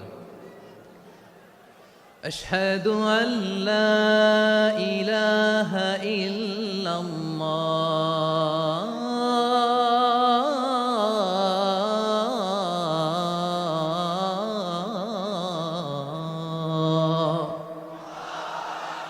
আবু মাহজুরা তৃতীয় বাক্য পড়লেন। বিশ্বনবী একটা বাক্য পরে আবু মাহজুরা পরে, বিশ্বনবী পরে আবু মাহজুরা পরে। আবু মাহজুরা কিন্তু অমুসলিম, মুশরিক। আবু মাহজুরা বলে, এক একটা বাক্য পড়ি আমার কলিজাটা গলে ঠান্ডা হয়ে যায়। এতদিন মোহাম্মদকে গালি দিতাম, এখন মোহাম্মদ আমার মাথায় যখন হাত রাখছে আমার সারা শরীর ঠান্ডা হয়ে গেছে। বিশ্বনবী আজান শিখাচ্ছেন, একটা একটা বাক্য পড়ে আবু মাহজুরাও পড়ে, বিশ্বনবী পড়ে আবু মাহজুরাও পড়ে। পুরো বাক্যগুলো যখন শেষ, আজান শেষ, আবু মাহজুরাও যখন পুরো আজান পড়লেন, আবু মাহজুরা বললেন, এতদিন মোহাম্মদের চেহারা দেখলে আমার ঘৃণা লাগতো, আজ থেকে মোহাম্মদের চেহারার চেয়ে প্রিয় চেহারা আমার কাছে নাই। আবু মাহজুরা বললেন, ও মুহাম্মদ, আজানের বাক্য তো আপনি আমারে শেখালেন, এখানেই শেষ করবেন না, আপনি আমারে পড়ায় দেন, লা ইলাহা ইল্লাল্লাহু মুহাম্মাদুর রাসূলুল্লাহ সাল্লাল্লাহু আলাইহি ওয়াসাল্লাম। বিশ্বনবীর সাথে দাঁড়িয়ে উনি শাহাদা পড়ে মুসলমান হয়ে গেলেন। এবার আবু মাহজুরা বলে, ইয়া রাসূলুল্লাহ, ইয়া হাবিবাল্লাহ, আমি মুমিন হয়েছি, মুসলমান হয়েছি, আপনার কাছ থেকে আজান শিখার সৌভাগ্য আমি লাভ করেছি গো নবী। আমার কণ্ঠের বড় তারিফ করেছেন আপনি, আমার আজানকে আপনি পছন্দ করেছেন। একটা জিনিস আপনার কাছে চাই, আপনি আমাকে মক্কার মসজিদুল হারামের মুয়াজ্জিন হিসেবে অ্যাপয়েন্ট করে দে। বিষ্ণু ইসা ইসলাম বললেন, যাও আবু মাহজুরা, আমি তোমাকে পৃথিবীর শ্রেষ্ঠতম মসজিদ মক্কার মসজিদুল হারামের মুয়াজ্জিন হিসেবে অ্যাপয়েন্ট করে দিলাম। দেখছেন কিভাবে ট্যালেন্ট হান্টিং করতে হয়, কিভাবে হিউম্যান রিসোর্স মানব সম্পদকে ব্যবহার করতে হয়। আসছিল আজানকে ভেঙ্গাইতে, আসছিল কেন? আজানকে ব্যঙ্গ করার জন্য, বিকৃত করার জন্য। আজানকে বিকৃত করতে যে ইসলামের সবচাইতে শ্রেষ্ঠ মসজিদের মুয়াজ্জিন হয়ে গেল। পড়েন সুবহানাল্লাহ। হযরত আবু মাহজুরা রাদিয়াল্লাহু তাআলা আনহু ওনার এই সুললিত কণ্ঠ ব্যবহার করে মসজিদুল হারামে এত সুন্দর করে আল্লাহু আকবার বলে আজান দিতেন, মানুষগুলোর, মুসল্লিগুলোর, মক্কাবাসীর হৃদয়কে তিনি বিগলিত করে দিতেন, মানুষের হৃদয়কে ঠান্ডা হয়ে যেত। শুধু এখানেই শেষ না আমার যশোরের ভাইয়েরা, বিশ্বনবী যখন সাইয়েদনা আবু মাহজুরা রাদিয়াল্লাহু তাআলা আনহুকে আজান শিখাচ্ছিলেন, বলেন তো বিশ্বনবীর হাতটা কোথায় ছিল? আবু মাহজুরার মাথার সামনে, এই চুলের উপরে ছিল। আবু মাহজুরা ওই স্মৃতিটাকে ধারণ করবার জন্য, ওই স্মৃতিকে বহন করার জন্য বিশ্বনবীর মোবারক হাত আবু মাহজুরার কপালের চুলের যেই জায়গায় লেগেছে, মৃত্যুর আগের দিন পর্যন্ত আবু মাহজুরা মাথার ওই চুলে কোনোদিন ছুরি আর কামার লাগায় নাই, সেখানে কেচি লাগায় নাই, চুলের মধ্যে খুর লাগায় নাই। আবু মাহজুরা ডান দিকের চুল কাটতো, বাম দিকের চুল কাটতো, পেছনের চুল কাটতো, সামনের চুল কাটতো না। আবু মাহজুরা রাদিয়াল্লাহু তাআলা আনহুর সামনের চুলগুলো বড় হতে হতে যখন এত বড় হয়ে যায়, তিনি চুলগুলো পেঁচিয়ে মাথার মধ্যে রাখতেন, তারপরে তিনি পাগড়ি পরতেন। সবাই জিজ্ঞেস করতো, আবু মাহজুরা এটা আবার কেমন স্টাইল? দেখতে তোমারে কি বিদঘুটে লাগে, কেমন অড লাগে, কেমন খারাপ দেখা যায়। মক্কায় এমন কোনো মানুষ তো দেখি নাই, ডানে চুল কাটে, বায়ে চুল কাটে, পেছনে চুল কাটে, সামনে কাটে না। ওরে আবু মাহজুরা কেমন দেখা যায় তোমারে, তুমি সামনের চুল কাটো না কেন? আবু মাহজুরা বলে, আমি হাঁটু গেড়ে পেয়ারা নবীর সামনে বসেছিলাম, আমার এই মাথার চুলের মধ্যে মুবারক হাত লাগিয়ে বিশ্বনবী নিজে আমাকে আজানের প্রতিটা বাক্য শিক্ষা দিয়েছেন। বিশ্বনবীর মোবারক হাত, পবিত্র হাত আমার মাথার চুলের যেই জায়গায় লেগেছে, আমি চাই ওই চুলগুলা নিয়ে আমি আমার কবরের ভিতরে যাব। সাইয়েদনা আবু মাহজুরা রাদিয়াল্লাহু তাআলা আনহু ইন্তেকালের আগের পর্যন্ত মাথার সামনের চুলগুলা কাটে নাই, মাথার সামনের চুল তিনি কাটেন নাই। সুবহানাল্লাহ বিহামদি। কেমন ভালোবাসতেন বিশ্বনবী সাহাবীদেরকে, সাহাবারা কেমন ভালোবাসতেন বিশ্বনবীকে। সামনের চুলগুলো বড় হতে হতে এত বড় ছিল, পেঁচিয়ে রেখে পাগড়ি পরতেন, কাটতেন না। নবীর হাত লেগেছিল, সুবহানাল্লাহ পড়েন। তাহলে what is the lesson, moral of the story কি? মোরাল অফ দ্য স্টোরি হচ্ছে, আসছিল আজানকে ব্যঙ্গ করার জন্য, বিকৃত করার জন্য, হয়ে গেল মসজিদুল হারামের মুয়াজ্জিন। দেখেন বিশ্বনবী একটা খারাপ সিচুয়েশনের মধ্যে থেকে কি ভালো জিনিস বের করে আনলেন। আমি যে শুরুতে বলেছি কিভাবে তিনি হিউম্যান রিসোর্সকে ডেভেলপ করেছেন, ম্যানেজ করেছেন। তিনি যে চৌকুশ ট্যালেন্ট হান্টার ছিল, দেখেন সবার মধ্যে থেকে এর বাছাই করে মুয়াজ্জিন বানাই দিয়েছেন। সুবহানাল্লাহ পড়েন। তার মানে এই না সবাইরে ধরে ধরে উনি মুয়াজ্জিন বানাইছেন, যার যেই ট্যালেন্ট আছে তাকে ওই কাজে অ্যাসাইন করেছেন, যার যেই প্রতিভা আছে তার প্রতিভাকে ইসলামের কাজে লাগিয়েছেন। সুবহানাল্লাহ পড়েন। যায়েদ বিন সাবিত রাদিয়াল্লাহু তাআলা আনহু নাম শুনেছেন? যশোর কথা বেরোয় না, যদি জিজ্ঞাসা সালমান খানের নাম শুনছেন, সবাই হাত তুলবে, জি হুজুর শুনছি, মানে সব দেখা শেষ।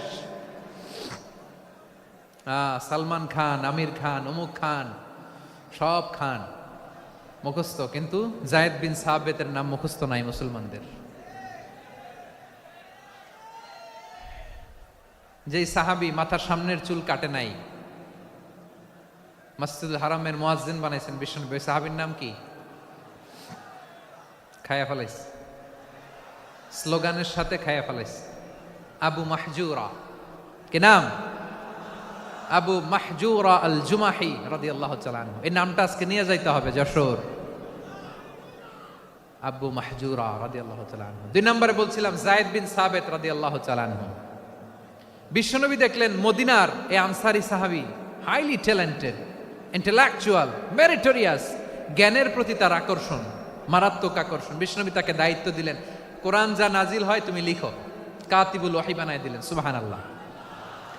যায়েদ বিন সাবিতরে আবার আজান শিখান নাই, কারণ তার মধ্যে বিশ্বনবী প্রতিভা দেখেছেন, একাডেমিক প্রতিভা। বিশ্বনবীর একাডেমিক প্রজেক্টগুলো তিনি হ্যান্ডেল করতেন। যায়েদ বিন সাবিত ছিল বিশ্বনবীর ব্যক্তিগত সচিব। কি ছিল? ব্যক্তিগত সচিব। বোঝেন নাই? বিশ্বনবীর ব্যক্তিগত সচিব এবং দোভাষী। ইহুদিরা কিছু লিখে দিলে এটার অর্থ বিশ্বনবীরে বুঝায় দিতেন, আবার ইহুদিদের কাছে কিছু লিখতে হলে তিনি লিখে দিতেন। বিশ্বনবী একদিন বললেন, ইন্নী ওয়াল্লাহি মা আমানু ইয়াহুদা আলা কিতাব। ইহুদিরা যে চিঠি পাঠায় অর্থ তো বুঝি না, আরেক ইহুদি আইনে অর্থ করা লাগে। আবার ইহুদিদের কাছে কিছু লিখে পাঠাইতে চাইলে আমরা তো লিখতে পারি না, ইহুদিরে দিয়ে লেখা লাগে। ওরা যে পয়রা শোনায় লিখে দেয়, আমি ওদের বিশ্বাস করি না। আমার নিজের একজন লোক দরকার। বিশ্বনবী এই যায়েদ বিন সাবেতকে চুজ করলেন ল্যাঙ্গুয়েজের জন্য। উনি বললেন, যায়েদ, তোমার সফট স্কিলকে ডেভেলপ করতে হবে, তুমি হিব্রু ল্যাঙ্গুয়েজ শিখে ফেলো। যায়েদ বিন সাবেত বলল, বিশ্বনবীর মোটিভেশন আর ইন্সপিরেশন পেয়ে আমি 15 দিনে ইহুদিদের এই হিব্রু ল্যাঙ্গুয়েজ শিখে ফেললাম। শুধু শিখে ফেললাম না, হাত্তা হাদিকতু, even I became master in the language. এই ভাষা আমি পারদর্শী হয়ে গেলাম। এরপরে ইহুদিরা চিঠি লিখে পাঠালে আর কোনো ইহুদি ডাকা লাগতো না, আমি নবীর এটার অর্থ শুনে পরে বুঝাই দিতাম। আবার ইহুদিদের কাছে চিঠি লেখা লাগলে আমি যায়েদ বিন সাবেত চিঠি লিখে দিতাম। সুবহানাল্লাহ। দেখেন, এত সাহাবীর মধ্য থেকে বিশ্বনবীর একাডেমিক প্রজেক্ট, ব্যক্তিগত সচিব, দোভাষী হিসেবে তিনি যায়েদ বিন সাবেতের মতো তরুণকে নির্বাচিত করেছেন। কেমন ট্যালেন্ট হান্টার ছিল আমার নবী! সুবহানাল্লাহ পড়বেন না? বিশ্বনবীর ইন্তেকালের পরে সাইয়েদনা আবু বকর রাদিয়াল্লাহু তাআলা আনহু যখন খলিফা হয়ে আসলেন, কোরআনকে সংকলনের দায়িত্ব দেয়া লাগবে, কোন সাহাবীকে দিবেন? সব সাহাবারা মিলে পরামর্শ করলেন। সাইয়েদনা আবু বকর, ওমর সবাই মিলে এই বিশাল কোরআন সংকলনের গুরু দায়িত্ব বিশ্বনবীর ব্যক্তিগত সচিব, বিশ্বনবীর দোভাষী, বিশ্বনবীর সিলেক্ট করাই লোক যায়েদ ইবনে সাবেত রাদিয়াল্লাহু তাআলা আনহুকে দিয়েছে। কোরআনের কবি তো আজকে এখানে রাখে নাই। এই যে আজকের যে কোরআন পড়েন, এটা আগে এরকম ছিল না। কোরআন নাজিল হলে সাহাবারা চামড়ার, ওটের চামড়ায় লিখে ফেলতো, ওটের চ্যাপ্টা হাড্ডির মধ্যে লিখে ফেলতো, গাছের গুড়ির মধ্যে লিখে ফেলতো, বিভিন্ন জনের কাছে ছড়ানো ছিটানো ছিল। আবু বকর রাদিয়াল্লাহু তাআলা আনহু একসাথে করলেন, পরবর্তীতে উসমান রাদিয়াল্লাহু তাআলা আনহু একসাথে করলেন। 114 সূরার এখন এই মুসহাফ, এই কম্পাইলেশন, এই কপি আমরা পেয়েছি, যার হিউজ কন্ট্রিবিউশন ছিল। এই পুরো কোরআন কম্পাইলেশনের প্রজেক্ট ম্যানেজার ছিল যায়েদ বিন সাবেত রাদিয়াল্লাহু তাআলা। কোরআন কম্পাইলেশনের প্রজেক্ট ম্যানেজার। দেখেন, উনারে মাথায় হাত দিয়ে আজান শিখায় নাই। সুবহানাল্লাহ কইবেন না? তাহলে প্রথম সাহাবী আবু মাহজুরাকে মুয়াজ্জিন বানাইলেন, যায়েদ বিন সাবেতকে ব্যক্তিগত সচিব আর দোভাষী বানালেন, মুসআব ইবনে উমাইর রাদিয়াল্লাহু তাআলা আনহুকে ইসলামের প্রথম অ্যাম্বাসেডর বানালেন। তাহলে তৃতীয় নাম্বার একজন সাহাবীর নাম বলছি, মুসআব ইবনে উমাইর। 3 নাম্বার সাহাবীর নাম মুসআব। কি নাম? He was the first ambassador in Islam. ইসলামের প্রথম ডিপ্লোম্যাট, প্রথম কূটনৈতিক, ইসলামের প্রথম কূটনৈতিক, ইসলামের প্রথম ডিপ্লোম্যাট, প্রথম অ্যাম্বাসেডর মুসআব ইবনে উমাইর। মক্কার তরুণ যুবক, উনি পারফিউম লাগাইলে মানুষ দেখলেই বুঝতো এটা মুসআব লাগাইছে। এমন ড্যাশিং ফেসের ছিল, এমন স্মার্ট ড্যাশিং ফেস, এমন পার্সোনালিটির মানুষ ছিল মুসআব রাদিয়াল্লাহু তাআলা আনহু। কারণ যিনি ইসলামের স্পোকম্যান হবেন, মুখপাত্র হবেন, তার স্মার্ট হওয়ার দরকার আছে না নাই? আকাবার প্রথম শপথ যখন হলো, তাদের সাথে বিষ্ণু ঈসা ইসলাম মদিনাতে একজন মুখপাত্র পাঠালেন, ডিপ্লোম্যাটকে পাঠালেন, অ্যাম্বাসেডর অফ ইসলাম। তিনি হচ্ছেন মুসআব ইবনে উমাইর। পড়েন সুবহানাল্লাহ। বিশ্বনবী দেখলেন সে অনেক স্মার্ট, তার ডেডিকেশন আছে, সিনসিয়ারিটি আছে, এবং মদিনায় যে আউস খাজরাজ গোত্রের নেতাদের সাথে ডিল করতে হবে, ইহুদিদের সাথে ডিল করতে হবে, ওখানে একজন পাক্কা জানু খেলোয়াড়ের দরকার আছে না নাই? মুসআব ইবনে উমাইর রাদিয়াল্লাহু তাআলা আনহু, ওনাকে বিষ্ণু ঈসা ইসলাম চুজ করলেন। এবং বিষ্ণু ঈসা ইসলামের এই চুজিংটা, এই সিলেকশনটা এত সুন্দর ছিল, তিনি মদিনাতে যে বিশ্বনবী আসার আগেই মদিনার জমিনকে তিনি উর্বর করে ফেলছেন। প্রতিটা ঘরে ঘরে কালিমার দাওয়াত তিনি পৌঁছায় দিচ্ছেন। জুমার বিধান নাজিল হয়েছে, কিন্তু মক্কায় পরিবেশ নাই জুমা পালনের। বিষ্ণু ঈসা ইসলাম একজনকে দিয়ে খবর পাঠালেন, যাও মদিনায় মুসাবকে যে বলো, মুসাব তো আমার শিক্ষক, আমার স্পোকম্যান, মদিনাতে যেন তারা জুমা কায়েম করে। বিশ্বনবীর আগেই মুসআব মদিনার মুসলিমদেরকে নিয়ে মদিনায় প্রথম জুমা কায়েম করে ফেলছে। কোন সুবহানাল্লাহ। ডিপ্লোম্যাটদের কেমন হইতে হয়, অ্যাম্বাসেডারের কেমন হইতে হয়, মুসআব রাদিয়াল্লাহু তাআলা আনহুর কাছ থেকে শিখে নাও। মুসআব নামটা কেমন লাগে? যশোর যাদের সন্তান হবে, ছেলে সন্তান, আমার রাস্তায় পাইলে সবাই জিজ্ঞেস করে, হুজুর একটা নাম দেন, আমার ছেলে হবে। যশোরবাসীর জন্য আমি একটা নাম দিয়ে দিলাম, নাম রাখতে হবে মুসআব। কি নাম? নামটা যাদের ভাল লাগে, ছেলে সন্তান অনাগত আসবে, মনে চাইলে নাম রেখে দিবেন মুসআব রাদিয়াল্লাহু তাআলা আনহুর নামে মুসআব। তাহলে মুসআব রাদিয়াল্লাহু তাআলা আনহুকে বিশ্বনবী ল্যাঙ্গুয়েজ শিখান নাই, সফট স্কিল শিখান নাই। যায়েদ রাদিয়াল্লাহু তিনি হিব্রু ল্যাঙ্গুয়েজ শিখেছেন, সুরিয়ানি শিখেছেন, কিন্তু মুসআবকে তিনি বানিয়েছেন the spokesman of Islam, the first diplomat, the ambassador of Islam. সুবহানাল্লাহ পড়বেন না? আব্দুল্লাহ ইবনে আব্বাস রাদিয়াল্লাহু তাআলা আনহু বিশ্বনবীর কাজিন, চাচাতো ভাই। আবার মাইমুনা রাদিয়াল্লাহু তাআলা আনহু, মাইমুনা নবীর স্ত্রী, তিনি ছিলেন আব্দুল্লাহর আপন খালা। তো নবীর বউ যদি ওনার খালা হয়, নবী তার কি? বুঝে নাই, নবী তার কি? খালু। তাহলে সম্পর্ক অনেক গভীর, কাজিন আবার খালু। ছোট্ট মানুষ, তাই রাতে মাঝে মাঝে ঘরে থাকতো। বিশ্বনবী দেখলেন আব্দুল্লাহ যেহেতু আমার ঘরে ঢুকতে পারে, আব্দুল্লাহরে এই উম্মতের বড় শিক্ষাবিদ বানাইতে হবে। কথা বোঝে নাই? আব্দুল্লাহকে কি বানাইতে হবে? শিক্ষাবিদ, এডুকেটর অফ দিস উম্মাহ, এই উম্মার শিক্ষাবিদ বানাইতে হবে। তাই আব্দুল্লাহ ইবনে আব্বাসকে বিশ্বনবী হাতে কলমে শিক্ষা দিয়েছেন। আহারে, আর এরপরে যে কি ভাষা আসবে তোমাদের জন্য আমার মুখ থেকে আমি নিজেও জানি না, আমি নিজেও জানি না। 1 ঘন্টা যাবত ধাক্কা ধাক্কি মারামারি। তো আসতে বলছে কে তোমাকে? পেছনে চলে যাও, জায়গা না পেলে। পুরো প্রোগ্রামটাই নষ্ট করে দিল।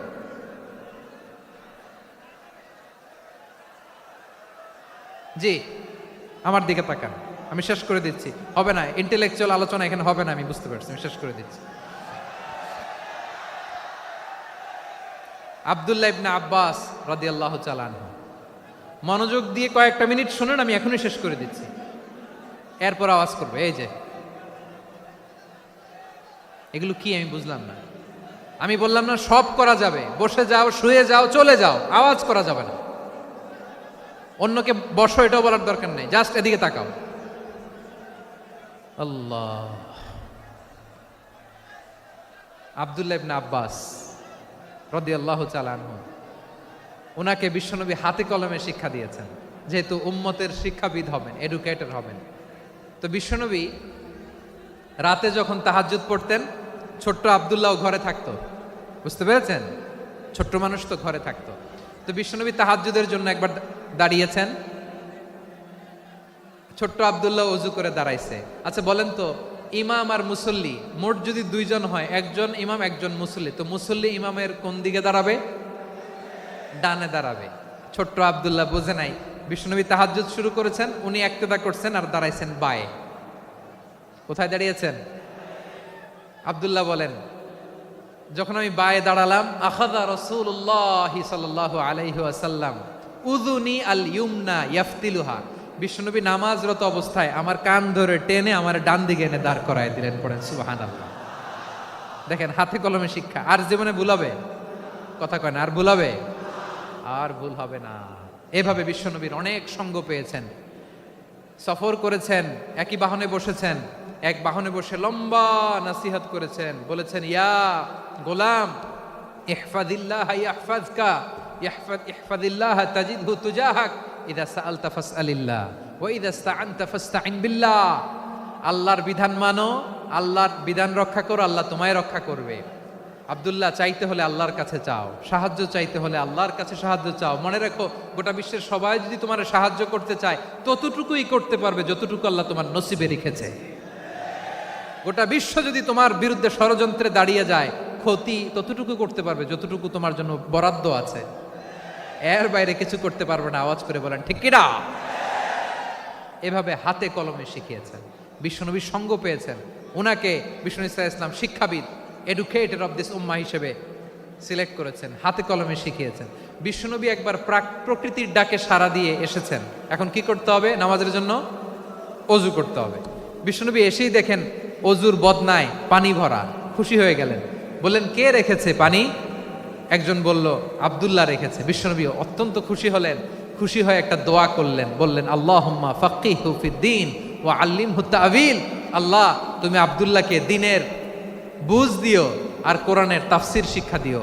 বিশ্বনবীর এই দোয়া এমন লাগছে, উনি রঈসুল মুফাসসিরিন, এই পৃথিবীতে যত মুফাসসির ছিল, যত মুফাসসির আসবে, সকল মুফাসসিরের সম্রাট হিসেবে স্বীকৃত হয়েছেন। আব্দুল্লাহ ইবনে আব্বাস, বিশ্বনবী ওনারা আজান শিখান নাই, বিশ্বনবী ওনারা ল্যাঙ্গুয়েজ শিখান নাই, বিশ্বনবী ওনারা অ্যাম্বাসাডার বানান নাই, হাতে কলমে শিক্ষা দিয়েছেন। ছোট্ট মানুষ বিশ্বনবী ইন্তেকাল করলেন, আবু বকরের সময় গেল, ওমরে ফারুকের খেলাফত, তখনও তিনি তরুণ।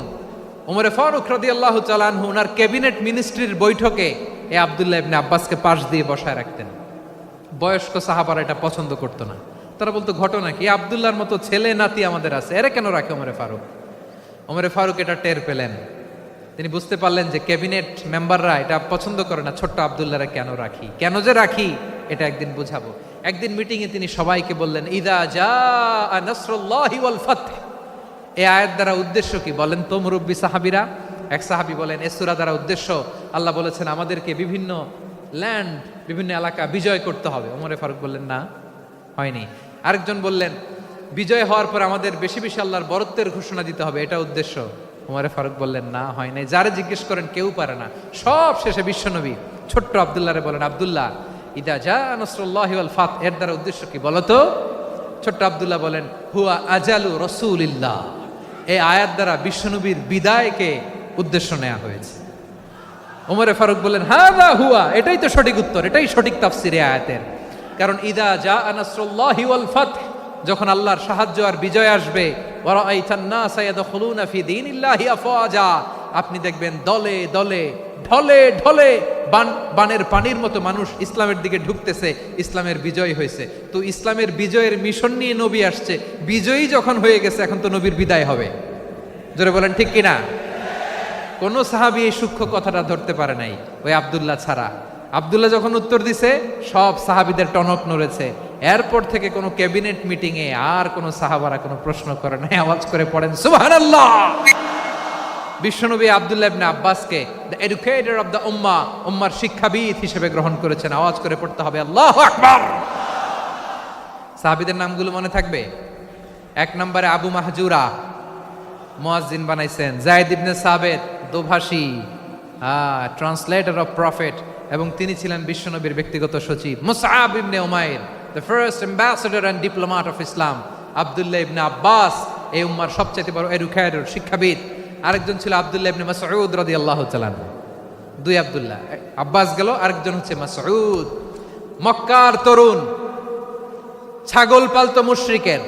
বিশ্বনবী আর আবু বকর রাদিয়াল্লাহু তাআলা আনহু একবার গেলেন, যে দেখে এই তরুণ দাঁড়ায় আছে। বিশ্বনবী বলেন, আমি খুব ক্ষুধার্ত, তোমার কাছে কি দুধ আছে ছাগলের? আব্দুল্লাহ আছে, ওয়ালাকিন আনা মুতামান, কিন্তু যে দুধ আছে এটা আমানতের, আমি দিতে পারবো না। বিশ্বনবী এইটা শুনেই তারা টার্গেট করে ফেলছে। আনা মুতামান, দুধ আছে কিন্তু এটা আমার মালিকের, আমি তো দরদ দেখায় আমার মালিকের দুধ আপনি পথিক, আপনারে দিতে পারি না। বিশ্বনবী টার্গেট করে ফেলছেন, এরে আমার কাজে লাগাইতে হবে। বিশ্বনবী বললেন, আচ্ছা ঠিক আছে, দুধ দিও না, কিন্তু এমন ছাগি আছে কিনা যেই ছাগির সাথে কোনো ছাগলের মিলন হয় নাই, তার ওলানে দুধও আসে নাই, বাচ্চাও নাই, এরকম ছাগির থেকে যদি আমি দুধ খাই তাহলে তো সমস্যা নাই। বলতেছে, এরকম ছাগির থেকে দুধ খাইলে সমস্যা নাই, কারণ এরকম ছাগির ওলান থেকে দুধ আসবেও না। বলতেছে, ঠিক আছে, এরকম একটা ছাগি নিয়ে আস। নিয়ে আসা হলো। বিশ্বনবী বিসমিল্লাহ বলে ওই ছাগির ওলানে হাত দিলেন। হাত দিতে দেরি, পুরো ওলানটা দুধে ভরে যেতে দেরি হয় না। বিশ্বনবী আর আবু বকর রাদিয়াল্লাহু তাআলা আনহু দহন করে পেট ভরে খেলেন। এই দৃশ্য আব্দুল্লাহ ইবনে মাসউদের হৃদয়ে দাগ কাটলো। এই মুজিজা দেখে তিনি বললেন, আশহাদু আল্লা ইলাহা ইল্লাল্লাহ ওয়া আশহাদু আন্না মুহাম্মাদুর রাসূলুল্লাহ। তিনি ষষ্ঠ মুসলিম ছিলেন, 6 নম্বর মুসলমান। ওনাকে টার্গেট করে বিশ্বনবী দেখলেন এমন ইন্টেলেকচুয়াল ব্রেন, উনি সূক্ষ্ম সূক্ষ্ম জিনিস বুঝে বেশি, ফিকহি জ্ঞান ওনার মধ্যে বেশি। বিশ্বনবী ওনাকে কোরআনের জ্ঞান শিক্ষা দিতে লাগলেন। উনি বিশ্বনবী সবার কাছে কোরআন শোনায়, কিন্তু বিশ্বনবী নিজে আব্দুল্লাহ ইবনে মাসউদের কাছ থেকে কোরআন শুনতো। বিশ্বনবী একবার বললেন, ইকরা আলাইয়া ইয়া মাসউদ। ইবনে মাসউদ একবার শোনাও তো কোরআন দেখি। আব্দুল্লাহ ইবনে মাসউদ বলে, আকরাউ আলাইকা ওয়া আলাইকা উনজিল। নবী, আপনার উপর কোরআন নাজিল হয় আর আমি আপনার সামনে কোরআন পড়ব। বিশ্বনবী বললেন, ইন্নী উহিব্বু আন আসমাআহু মিন গায়রি। আমি নিজে পড়তে যেমনি ভালোবাসি, অন্যে পড়ুক আমি শুনবো, এটাও আমি ভালোবাসি।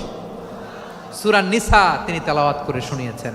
এমন সূক্ষ্ম সূক্ষ্ম বিষয় বিশ্বনবী উনাকে ধরিয়ে দিয়েছেন, উনি হয়ে গিয়েছেন আব্দুল্লাহ ইবনে আব্বাস হয়েছেন রাইসুল মুফাসসিরিন, উনি হয়ে গিয়েছেন ফাকিহুল উম্মাহ। উনার চাইতে বড় ফকি এই পৃথিবী আর দেখবে না, চিল্লায় বলেন সুবহানাল্লাহ। উনি বলতেন ওয়াল্লাহি ওয়াল্লাহি ইল্লাযী লা ইলাহা গায়রু মা উনজিলাত সূরাতুন ইল্লা ওয়া আনা আ'লামু আইনা উনজিলাত ওয়া ফীমা উনজিলাত। বিশ্বনবী এমন ভাবে কোরআনের দার্স আমাকে দিয়েছেন, কোরআনে যত সূরা নাজিল হয়েছে, যেখানে নাজিল হোক না কেন আমি জানি এটা কোথায় নাজিল হয়েছে এবং কোন প্রেক্ষাপটে নাজিল হয়েছে। এমন একটা সূরা নাই যে সূরার কোথায় নাজিল হয়েছে আমি মাসুদের জানা নাই, কোন প্রেক্ষাপটে নাজিল হয়েছে আমার জানা নাই। এরকম ঘটবে না, চিল্লায় বলেন আল্লাহু আকবার। এই আব্দুল্লাহ ইবনে মাসউদ রাদিয়াল্লাহু তাআলা আনহু ওমর ফারুকের সময় কুফার চিফ জাস্টিস ছিলেন। কুফা নগরীর চিফ জাস্টিস। চিফ জাস্টিস বুঝেন নাই? বিচারপতি। কি ছিলেন? সবাই বলে নাই কি ছিলেন? বিচারপতি ছিলেন। এবং ওনার যে ফিকহি জ্ঞানের ধারা, এটাই আলকামা, ইব্রাহিম আন-নাখাই, হাম্মাদ ইবনে সুলাইমান হয়ে ইমাম আবু হানিফা পর্যন্ত পৌঁছেছে। এবং ওনার ফিকহি জ্ঞানের ধারাই হানাফি মাযহাবে অ্যাকসেপ্ট হয়েছে। আজও এগুলো হানাফি মাযহাবে চর্চিত হয়। হানাফি মাযহাবের সব ফিক আব্দুল্লাহ ইবনে মাসউদের ফিকহি জ্ঞানের ধারা থেকে নেওয়া হয়েছে, চিল্লায় পড়েন সুবহানাল্লাহ। তাহলে উনাকে বিশ্বনবী বানিয়েছেন জুরিস্ট, আইনবিদ, ফাকিহ। উনারে আজান শিখান নাই। হিউম্যান রিসোর্স ডেভেলপমেন্ট কিভাবে করবেন, মানব সম্পদের উন্নয়ন কিভাবে করতে হয়, কিভাবে যার যেখানে প্রতিভা কাজে লাগাতে হয় উনি দেখিয়েছেন। সুবহানাল্লাহ পড়বেন না? খালিদ বিন ওয়ালিদ নাম শুনছেন? কে কে শোনেন নাই হাত তোলেন। কি ছিলেন? বীর যোদ্ধা ছিলেন খালিদ বিন ওয়ালিদ। কিন্তু তিনি ইসলাম ধর্ম গ্রহণ করেছেন অনেক দেরিতে, 8ম হিজরিতে। তার মানে 8ম হিজরির আগে উনি মুশরিকদের পক্ষে লড়াই করেছেন। ওনার হাতে কত মুসলিম সাহাবী যে নিহত হয়েছে হিসাব নাই। বিশ্বনবী টার্গেট করে রাখছে, তুমি আমাদের মুসলিমদের এত ক্ষতি করলা, তুমি যখন মুসলমান হবা তোমারে দিয়ে আমি এমন কাম করামু যে এটা আর কেউ করতে পারবে না। সুবহানাল্লাহ নাই? যশোর ক্লান্ত হয়ে গেছে।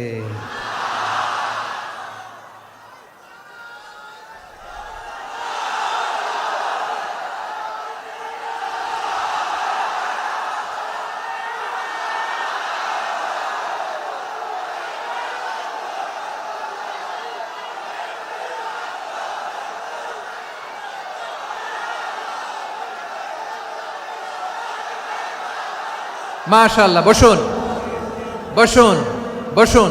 খালিদ বিন ওয়ালিদ রাদিয়াল্লাহু তাআলা আনহু 8ম হিজরিতে মুসলিম হয়েছেন, মক্কা বিজয়ের আগে। তো মক্কা বিজয়ের আগে যখন মুসলিম হয়েছেন, এর আগে কি করছেন? কাফিরদের সাথে যুদ্ধ করেছেন।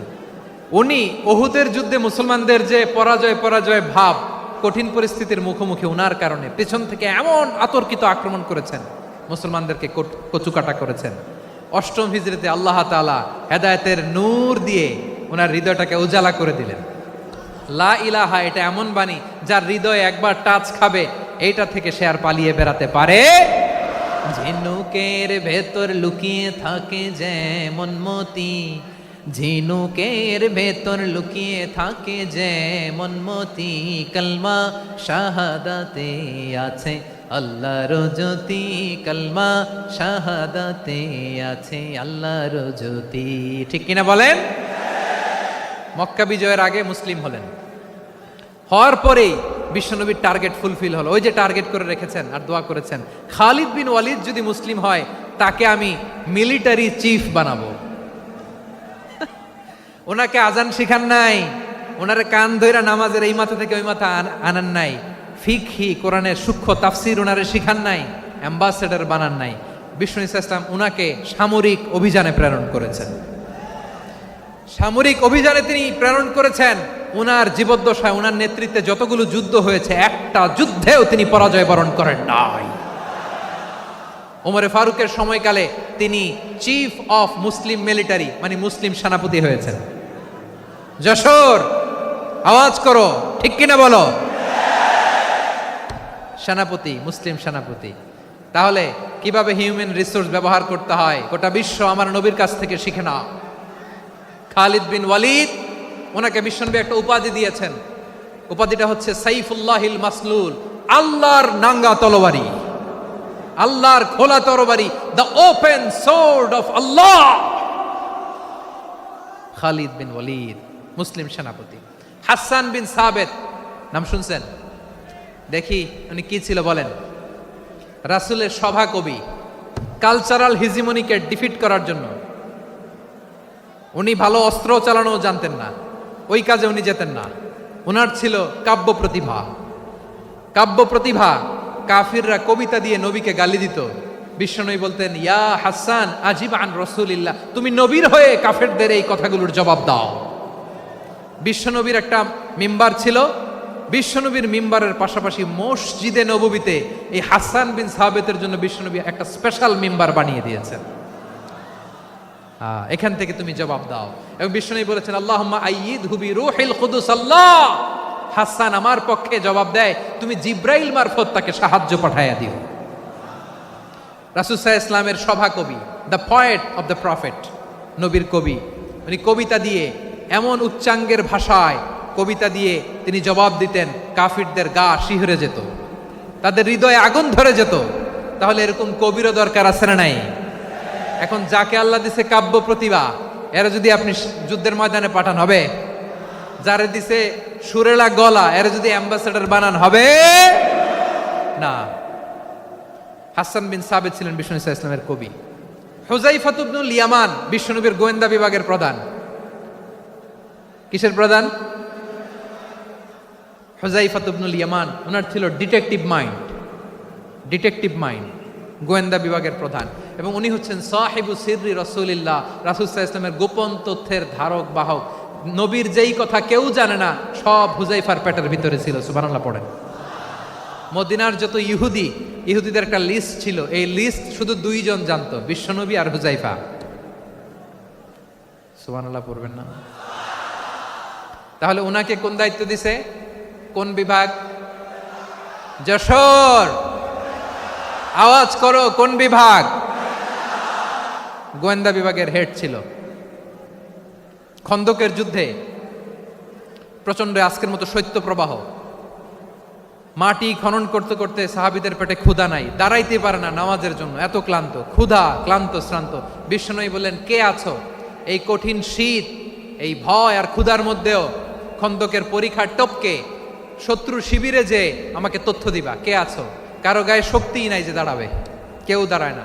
বিশ্বনবী তখন নিজে হুযায়ফাকে ডাক দিলেন, হুযায়ফা, যে আমাকে আজকে শত্রু শিবিরের তথ্য এনে দিবে, সে জান্নাতে আমার মোরাফাকা, আমার সঙ্গী হবে। হুযায়ফা রাদিয়াল্লাহু ইবনুল ইয়ামান জীবনের ঝুঁকি নিয়ে এই ক্ষুধা, শৈত্য প্রবাহ, কোল্ড ওয়েভসকে উপেক্ষা করে পরীক্ষা টপকে শত্রু শিবিরে যে সবার কথাগুলো চুপে চুপে শুনে বিশ্বনবীর দরবারে এসে গোয়েন্দাদের মতো তথ্য সরবরাহ করেছে। বিশ্বনবীর গোয়েন্দা বিভাগের প্রধান হুযায়ফা ইবনুল ইয়ামান ইন্টেলিজেন্স বিভাগ চালাতেন। মুনাফিকদের নাম ওনার কাছে ছিল। মুআয ইবনে জাবাল মদিনা রাষ্ট্রের সবচেয়ে সিনিয়র আমলা ছিলেন। আমলাতন্ত্র চিনেন তো? প্রশাসনিক কাজ যারা চালায়, অ্যাডমিনিস্ট্রেশন বোঝেন না? The department of administration. মদিনার রাষ্ট্রের সিনিয়র আমলা মুআয ইবনে জাবাল মুতাখাসসিসুন ফিল হালাল ওয়াল হারাম, হালাল হারামের স্পেশালিস্ট ছিলেন।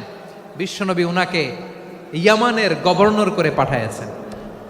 বলেছেন, ইন্নাকা তা'তি কওমান আহলা কিতাব, এমন গোষ্ঠীর কাছে যাবা যারা ইহুদি নাসারা, আগে শাহাদা পড়লে এরপরে নামাজের দাওয়াত দিও, নামাজ পড়লে যাকাতের দাওয়াত দিও। গভর্নরের অ্যাটিটিউড যেমন থাকে তেমন অ্যাটিটিউড ধরে রেখো। সুবহানাল্লাহ পড়েন। তাহলে মুআয ইবনে জাবালকে দিয়ে বিশ্বনবী কবিতা লেখায় নাই, চিঠি লেখায় নাই, আজান দেওয়ায় নাই। সুবহানাল্লাহ পড়বেন না? সব শেষ সাহাবী বলি আবু হুরায়রা রাদিয়াল্লাহু তাআলা আনহু, নাম শুনছেন? বিড়ালের বাবা। কি করতেন? খালি হাদিস মুখস্থ করতেন। উনি বলতেন, আলজামু রাসূলুল্লাহ আলা মিল ইবাতনি, আমার শুধু পেটের ক্ষুধার বন্দোবস্ত হইলে আমি নবীর সঙ্গ ছাড়তাম না। আমার আনসার সাহাবারা ক্ষেত খামারের কাজ করত, আমার মুহাজির সাহাবারা ব্যবসা করত, আর আমি নবীর সাথে সাথে থাকতাম। শুধু সকাল বিকাল দুই বেলা যদি আমার খাবারের বন্দোবস্ত হয়, আমি আর নবীর লক ছাড়ি না। সুবহানাল্লাহ কইবেন না? 5374টা হাদিস তিনি বর্ণনা করেছেন। সবচেয়ে বেশি হাদিস বর্ণনাকারী সাহাবী। হাদিস প্রিজার্ভেশনের কাজে বিশ্বনবী ওনাকে কাজে লাগিয়েছেন। উনি একদিন বলেন, ইয়া রাসূলুল্লাহ আসমাউ মিনকা কাসীরান ফালা আহফাজু, নবী অনেক কথা শুনি আমার মনে থাকে না। বিষ্ণু বললেন, তাই? উবসুত রিদাক, তোমার চাদরটা বিছাও। আবু হুরায়রা বিছালেন, বিশ্বনবী হাত বুলায় দিলেন, এরপরে অনেক হাদিস বর্ণনা করলেন। আবু হুরায়রা বলে, তারপর থেকে বিশ্বনবী যাই বর্ণনা করে আমি শুনি আর একটাও বলি না। এখন সুবহানাল্লাহ। বিশ্বনবী ওনাকে হাদিস প্রিজার্ভেশন, নবীর এই যে লক্ষ্য হাদিস প্রিজার্ভেশনের এই দায়িত্ব দিয়েছেন সাইয়েদনা আবু হুরায়রা রাদিয়াল্লাহু তাআলা আনহুকে। প্রিয় ভাইরা, তাহলে 10 জন সাহাবীর কথা যে বললাম, আপনারা কি খেয়াল করেছেন কত বড় ট্যালেন্ট হান্টার, চৌকস ট্যালেন্ট হান্টার ছিল আমার নবী। এক একজনের এক এক ট্যালেন্ট এক এক কাজে অ্যাসাইন করেছেন, এক একজনকে এক এক দায়িত্ব দিয়েছেন, এক একজনের প্রতিভাকে এক একভাবে বিকশিত হওয়ার সুযোগ দিয়েছেন। আওয়াজ করে বলেন ঠিক কি না? এখন আমার পর্দার আড়ালে আমার মায়েরা বলবে, এতগুলো পুরুষ সাহাবীর কথা বললো, নারী সাহাবীরা কি কিছু করে নাই? হ্যাঁ, একজন নারী সাহাবীর কথা বলে মোনাজাত হবে, দোয়া ছাড়া কেউ যাব না। রুফাইদা আল আসলামিয়া রাদিয়াল্লাহু তাআলা আনহা, ওনার বাবার নাম সাআদ আল আসলামি। বিশ্বনবী কি খেয়াল করলেন দেখেন, সাআদ ছিল মদিনার বড় ডাক্তার। এই নারী সাহাবী রুফাইদা বাবার কাছ থেকে চিকিৎসা বিদ্যা শিখেছেন। যখন শিখছে, বিশ্বনবী দেখলেন আমার তো প্রতি সপ্তাহে সপ্তাহে যুদ্ধে আহত সাহাবীদের সেবা দিবে কে? বিশ্বনবী রুফাইদাকে বললেন, রুফাইদা তুমি মসজিদে নববীর পাশে একটা মেডিকেল ক্যাম্প করো। এই যে সাকিনা আদ্দিন মেডিকেলের আমার ছাত্রী বন্ধুরা, শুনে রাখো, তোমাদের আইকন হচ্ছে এই রুফাইদা আল আসলামিয়া। বিশ্বনবীর ডিরেকশন অনুযায়ী তিনি মসজিদে নববীর পাশে একটা মেডিকেল ক্যাম্প করলেন এবং আহত সাহাবাদের চিকিৎসা উনি ওনার টিম নিয়ে দিতেন। বিশ্বনবীর পরামর্শে উনি আনসারি এবং মুহাজির মহিলা সাহাবীদেরকে নিয়ে একটা স্পেশাল মেডিকেল টিম গঠন করলেন। খায়বার যুদ্ধে 7ম হিজরিতে যখন বিশ্বনবী যায়, উনি ওনার টিম নিয়ে আসলেন, বললেন, ইয়া রাসূলুল্লাহ, আমরা তো তলোয়ার চালাতে পারি না, আমরা তো তীর মারতে পারি না, আপনি যদি অনুমতি দেন খায়বার অভিযানে আমি আমার টিম নিয়ে মেডিকেল টিমের সেবাটা সার্ভিসটা দিতে চাই। পড়েন সুবহানাল্লাহ। বিশ্বনবী অনুমতি দিলেন, যোদ্ধা সাহাবীদের সাথে রুফাইদা আল আসলামিয়া উনিও মেডিকেল টিম নিয়ে অগ্রসর হলেন। খায়বারের প্রতিটা আহত ইনজুর্ড সাহাবী, যারা ইনজুরি শিকার হয়েছেন, সবাই রুফাইদা আল আসলামিয়ার এই মেডিকেল ক্যাম্প থেকে চিকিৎসা সহায়তা পেয়েছেন। সুবহানাল্লাহ পড়েন। দেখেন কিভাবে বিশ্বনবী ট্যালেন্ট বাছাই করতেন। আপনি অবাক হবেন, বাহরাইনের মেডিকেল ইউনিভার্সিটিতে রুফাইদা আল আসলামিয়া মেডিকেল প্রাইজ অ্যাওয়ার্ড প্রতি বছর দেয়া হয়। যদি 8 দিনের এই মেডিকেল, আমার বোনেরা যদি জেনে থাকো জানো, না হলে নতুন করে জানো, সার্চ দিও, রুফাইদা আল আসলামিয়া মেডিকেল অ্যাওয়ার্ড বাহরাইনের ইউনিভার্সিটিতে দেওয়া হয়। প্রিয় ভাইয়েরা, তাহলে আলোচনার সামারি আমরা করি। বিশ্বনবী যার যেখানে ট্যালেন্ট তাকে ওইখানে কাজে লাগাতেন। আওয়াজ করে বলেন ঠিক কিনা? এবার একটা ইন্টারভিউ হবে, আওয়াজ করে বলেন, আবু মাহজুরাকে বিশ্বনবী কি বানাইছেন? হ্যাঁ, ভুলে গেছেন? সামনের চুলে হাত দিয়ে বিশ্বনবী কি সুন্দর গলায় আজান শিখালেন। মুয়াজ্জিন। যায়েদ বিন সাবিতকে একাডেমিক প্রজেক্টের দায়িত্ব দিয়েছেন, তিনি ছিলেন বিশ্বনবীর দোভাষী ব্যক্তিগত সচিব। মুসআব ইবনে উমাইর, the first ambassador of Islam. আব্দুল্লাহ ইবনে আব্বাস, উম্মার বড় শিক্ষাবিদ মুফাসসির। আব্দুল্লাহ ইবনে মাসউদ, আব্দুল্লাহ ইবনে মাসউদ ছিলেন জুরিস্ট। কি ছিলেন? জুরিস্ট ছিলেন, এই উম্মার সবচেয়ে বড় জুরিস্ট। খালিদ বিন ওয়ালিদ, সেনাপ্রধান। হাসান বিন সাবিত, হাসান বিন সাবিত ছিলেন বিশ্বনবীর সভাকবি। কি ছিলেন? বিশ্বনবীর সভাকবি ছিলেন। এরপরে হুযায়ফা ইবনুল ইয়ামান কি ছিলেন? গোয়েন্দা বিভাগের প্রধান। মুআয ইবনে জাবাল কি ছিলেন? সিনিয়র আমলা, ইয়ামানের গভর্নর। আবু হুরায়রা রাদিয়াল্লাহু তাআলা আনহু হাদিস প্রিজার্ভেশনের কাজ করেছেন। আর আমাদের রুফাইদা আল আসলামিয়া রাদিয়াল্লাহু তাআলা আনহা কি ছিলেন? নার্স ছিলেন, নার্স হয়ে মেডিকেল সেবা দিয়েছেন। প্রিয় ভাইয়েরা, পুরো আলোচনার যদি সামারি করি, তাহলে বিশ্বনবী যেভাবে হিউম্যান রিসোর্সকে ম্যানেজ করেছেন, যার যেখানে প্রতিভা কাজে লাগিয়েছেন, আমরাও যদি করি, আমাদের বাংলাদেশের চিত্র আমরা পাল্টে যেতে পারবো। আমরা শুরুতে শুনেছি মানুষের আছে অসীম সম্ভাবনা, প্রতিটা মানুষ অনন্য, যত্ন নিলে যথাযথ পরিচর্যা করলে মানুষ বিশ্ব জয় করতে পারে, ঠিক কিনা? আমাদের হাফেজে কোরআনের সামনে দাঁড়াতে পারে এমন কোনো হাফেজে কোরআন আল্লাহর জমিনে জন্ম হয় নাই। গোটা বিশ্ব কাঁপিয়ে তারা সেরা, আমাদের ক্রিকেটাররা সেরা, আমাদের তৈরি পোশাক শিল্প সেরা। এরকম অনেক অনেক সেরা জিনিস আছে, আমরা এগুলোরে নার্চারিং করতে পারি নাই, পরিচর্যা করতে পারি নাই, সঠিক তারবিয়াতের অভাব। তাহলে মানুষের অসীম সম্ভাবনাকে কাজে লাগাতে হবে, ঠিক কিনা বলেন? ইউনুস গভর্নমেন্টকে আমি বলবো, অল্প সময়ের জন্য আপনারা এসেছেন, সংস্কারও করতে হবে, আবার নির্বাচনও করতে হবে। সব সংস্কার হয়তো করতে পারবেন না, যতটুকু পারবেন এর মধ্যে আমাদের যে হিউজ ম্যান পাওয়ার, আমাদের যে মানব সম্পদ, হিউম্যান রিসোর্স, এটাকে ডেভেলপ করে আপনাদের যেতে হবে। যেটা পারবেন না সেটাকে পরবর্তী নির্বাচিত গভর্নমেন্টের কাছে রেখে যেতে হবে, যে তারা যেন করে, তাদের কাছে আপনারা এটা রেখে যাবেন। তাহলে মানুষ চাইলে বিশ্ব জয় করতে পারে। আর মানুষকে হারাতে পারে কেউ? জোরে বলো যশোর, মানুষকে হারাতে পারে কেউ? আল্লাহ আমাদেরকে জনসংখ্যা দিয়েছেন প্রিয় ভাইয়েরা। এই জনসংখ্যা অনেক বড় সম্পদ, এটা আমাদের জন্য অভিশাপ নয়, আশীর্বাদ। আমাদের জনসংখ্যাকে যদি আমরা জনশক্তিতে রূপান্তর করতে পারি, আজকে বাংলাদেশ যে অবস্থানে দাঁড়িয়ে আছে, বাংলাদেশ তার 20 গুণ উন্নতির শিখরে চলে যাবে। চিল্লায় বলো ঠিক কিনা? আমাদের শ্রমিক ভাইয়েরা বাইরে কাজ করে, আমাদের শ্রমজীবী ভাইয়েরা, প্রবাসীরা, তাদের ব্যাপারে গুরুত্ব দিতে হবে। আমাদের শ্রমের দাম সবচেয়ে কম, সবচেয়ে কম। তারা এম্বাসিতে গুরুত্ব পায় না, এয়ারপোর্টে গুরুত্ব পায় না। এই সরকার অবশ্য তাদেরকে অনেক গুরুত্ব দিচ্ছে। আমাদের অদক্ষ শ্রমিককে যখন আমরা দুবাই পাঠাই, অল্প বেতন পায়, কিন্তু ইন্ডিয়ানরা দক্ষ শ্রমিক পাঠাইলে তার 3 গুণ বেতন পায়। আমরা আমাদের শ্রমিকদেরকে অদক্ষভাবে আর পাঠাতে চাই না, দক্ষ শ্রমিক পাঠিয়ে আমরা রেমিটেন্সের বন্যা বইয়ে দেব। আমাদের শ্রমিকদের পাঠানো রেমিটেন্সের টাকায় সচল থাকে আমার দেশের অর্থনীতির চাকা। তাদেরকে সবচেয়ে গুরুত্ব দিতে হবে। আমরা পেয়েছি ফ্রিডম ফাইটার, মুক্তিযোদ্ধা, আর আমার প্রবাসী ভাইরা হচ্ছে রেমিটেন্স ফাইটার। জোরে বলো ঠিক কিনা? তাহলে আমাদের এই জনশক্তিকে জনসম্পদে ট্রান্সফর্ম করতে হবে, ঠিক কিনা বলেন? সরকার জনগণকে এভাবে পলিশ করতে হবে। মা বাবারা ছেলে মেয়েদের মধ্যে কার কোন যোগ্যতা, তাকে ওইভাবে কাজে লাগাতে হবে। সবার এ প্লাস পাওয়ার কোনো দরকার নাই। আমাদের দেশে একটা টেন্ডেন্সি আছে, পরীক্ষায় এ প্লাস না পাইলে কই তুই কি করলি, পাশের বাড়ির ছেলে এ প্লাস পাইছে, যা ওর পা ধোয়া পানি খা। কি খা? তা আমি ভাবছি যে পা ধোয়া, এ প্লাস পাওয়া ছেলেদের পা ধোয়া পানির একটা পানির ব্র্যান্ড বানাইতে হবে। এরকম লেখা থাকবে, এ প্লাস পাওয়া ছেলেদের পা ধোয়া পানি। খাওয়া নাই, এগুলার খাওয়া নাই। ওরে আল্লাহ এ প্লাস পাওয়ার জন্য বানাইছে, আর আপনার ছেলেকে এই এ প্লাস গুলারে নিয়ন্ত্রণ করার জন্য আল্লাহ বানাইছে। ওকে দিয়ে আল্লাহ কি করবে আপনি জানেনই না। একটা এ প্লাস, একটা এ গ্রেড একটা মানুষের জীবনকে ঠিক করে দিতে পারে না। আপনার ছেলেকে আল্লাহ অন্যদিকে যোগ্যতা দিয়েছে। ওদের মনোবল ভাঙবেন না, খবরদার, খবরদার। ছেলে মেয়েদের মনোবল ভাঙবেন না।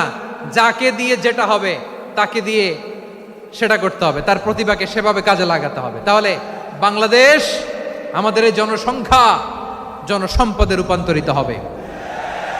আমাদের সরকারের তত্ত্বাবধানে আমাদের 18 কোটি জনগণ দক্ষ জনশক্তিতে রূপান্তরিত হোক, আমরা চাই কি চাই না? আমরা ভালো মানুষ, শ্রেষ্ঠ মানুষ হতে চাই কি চাই না?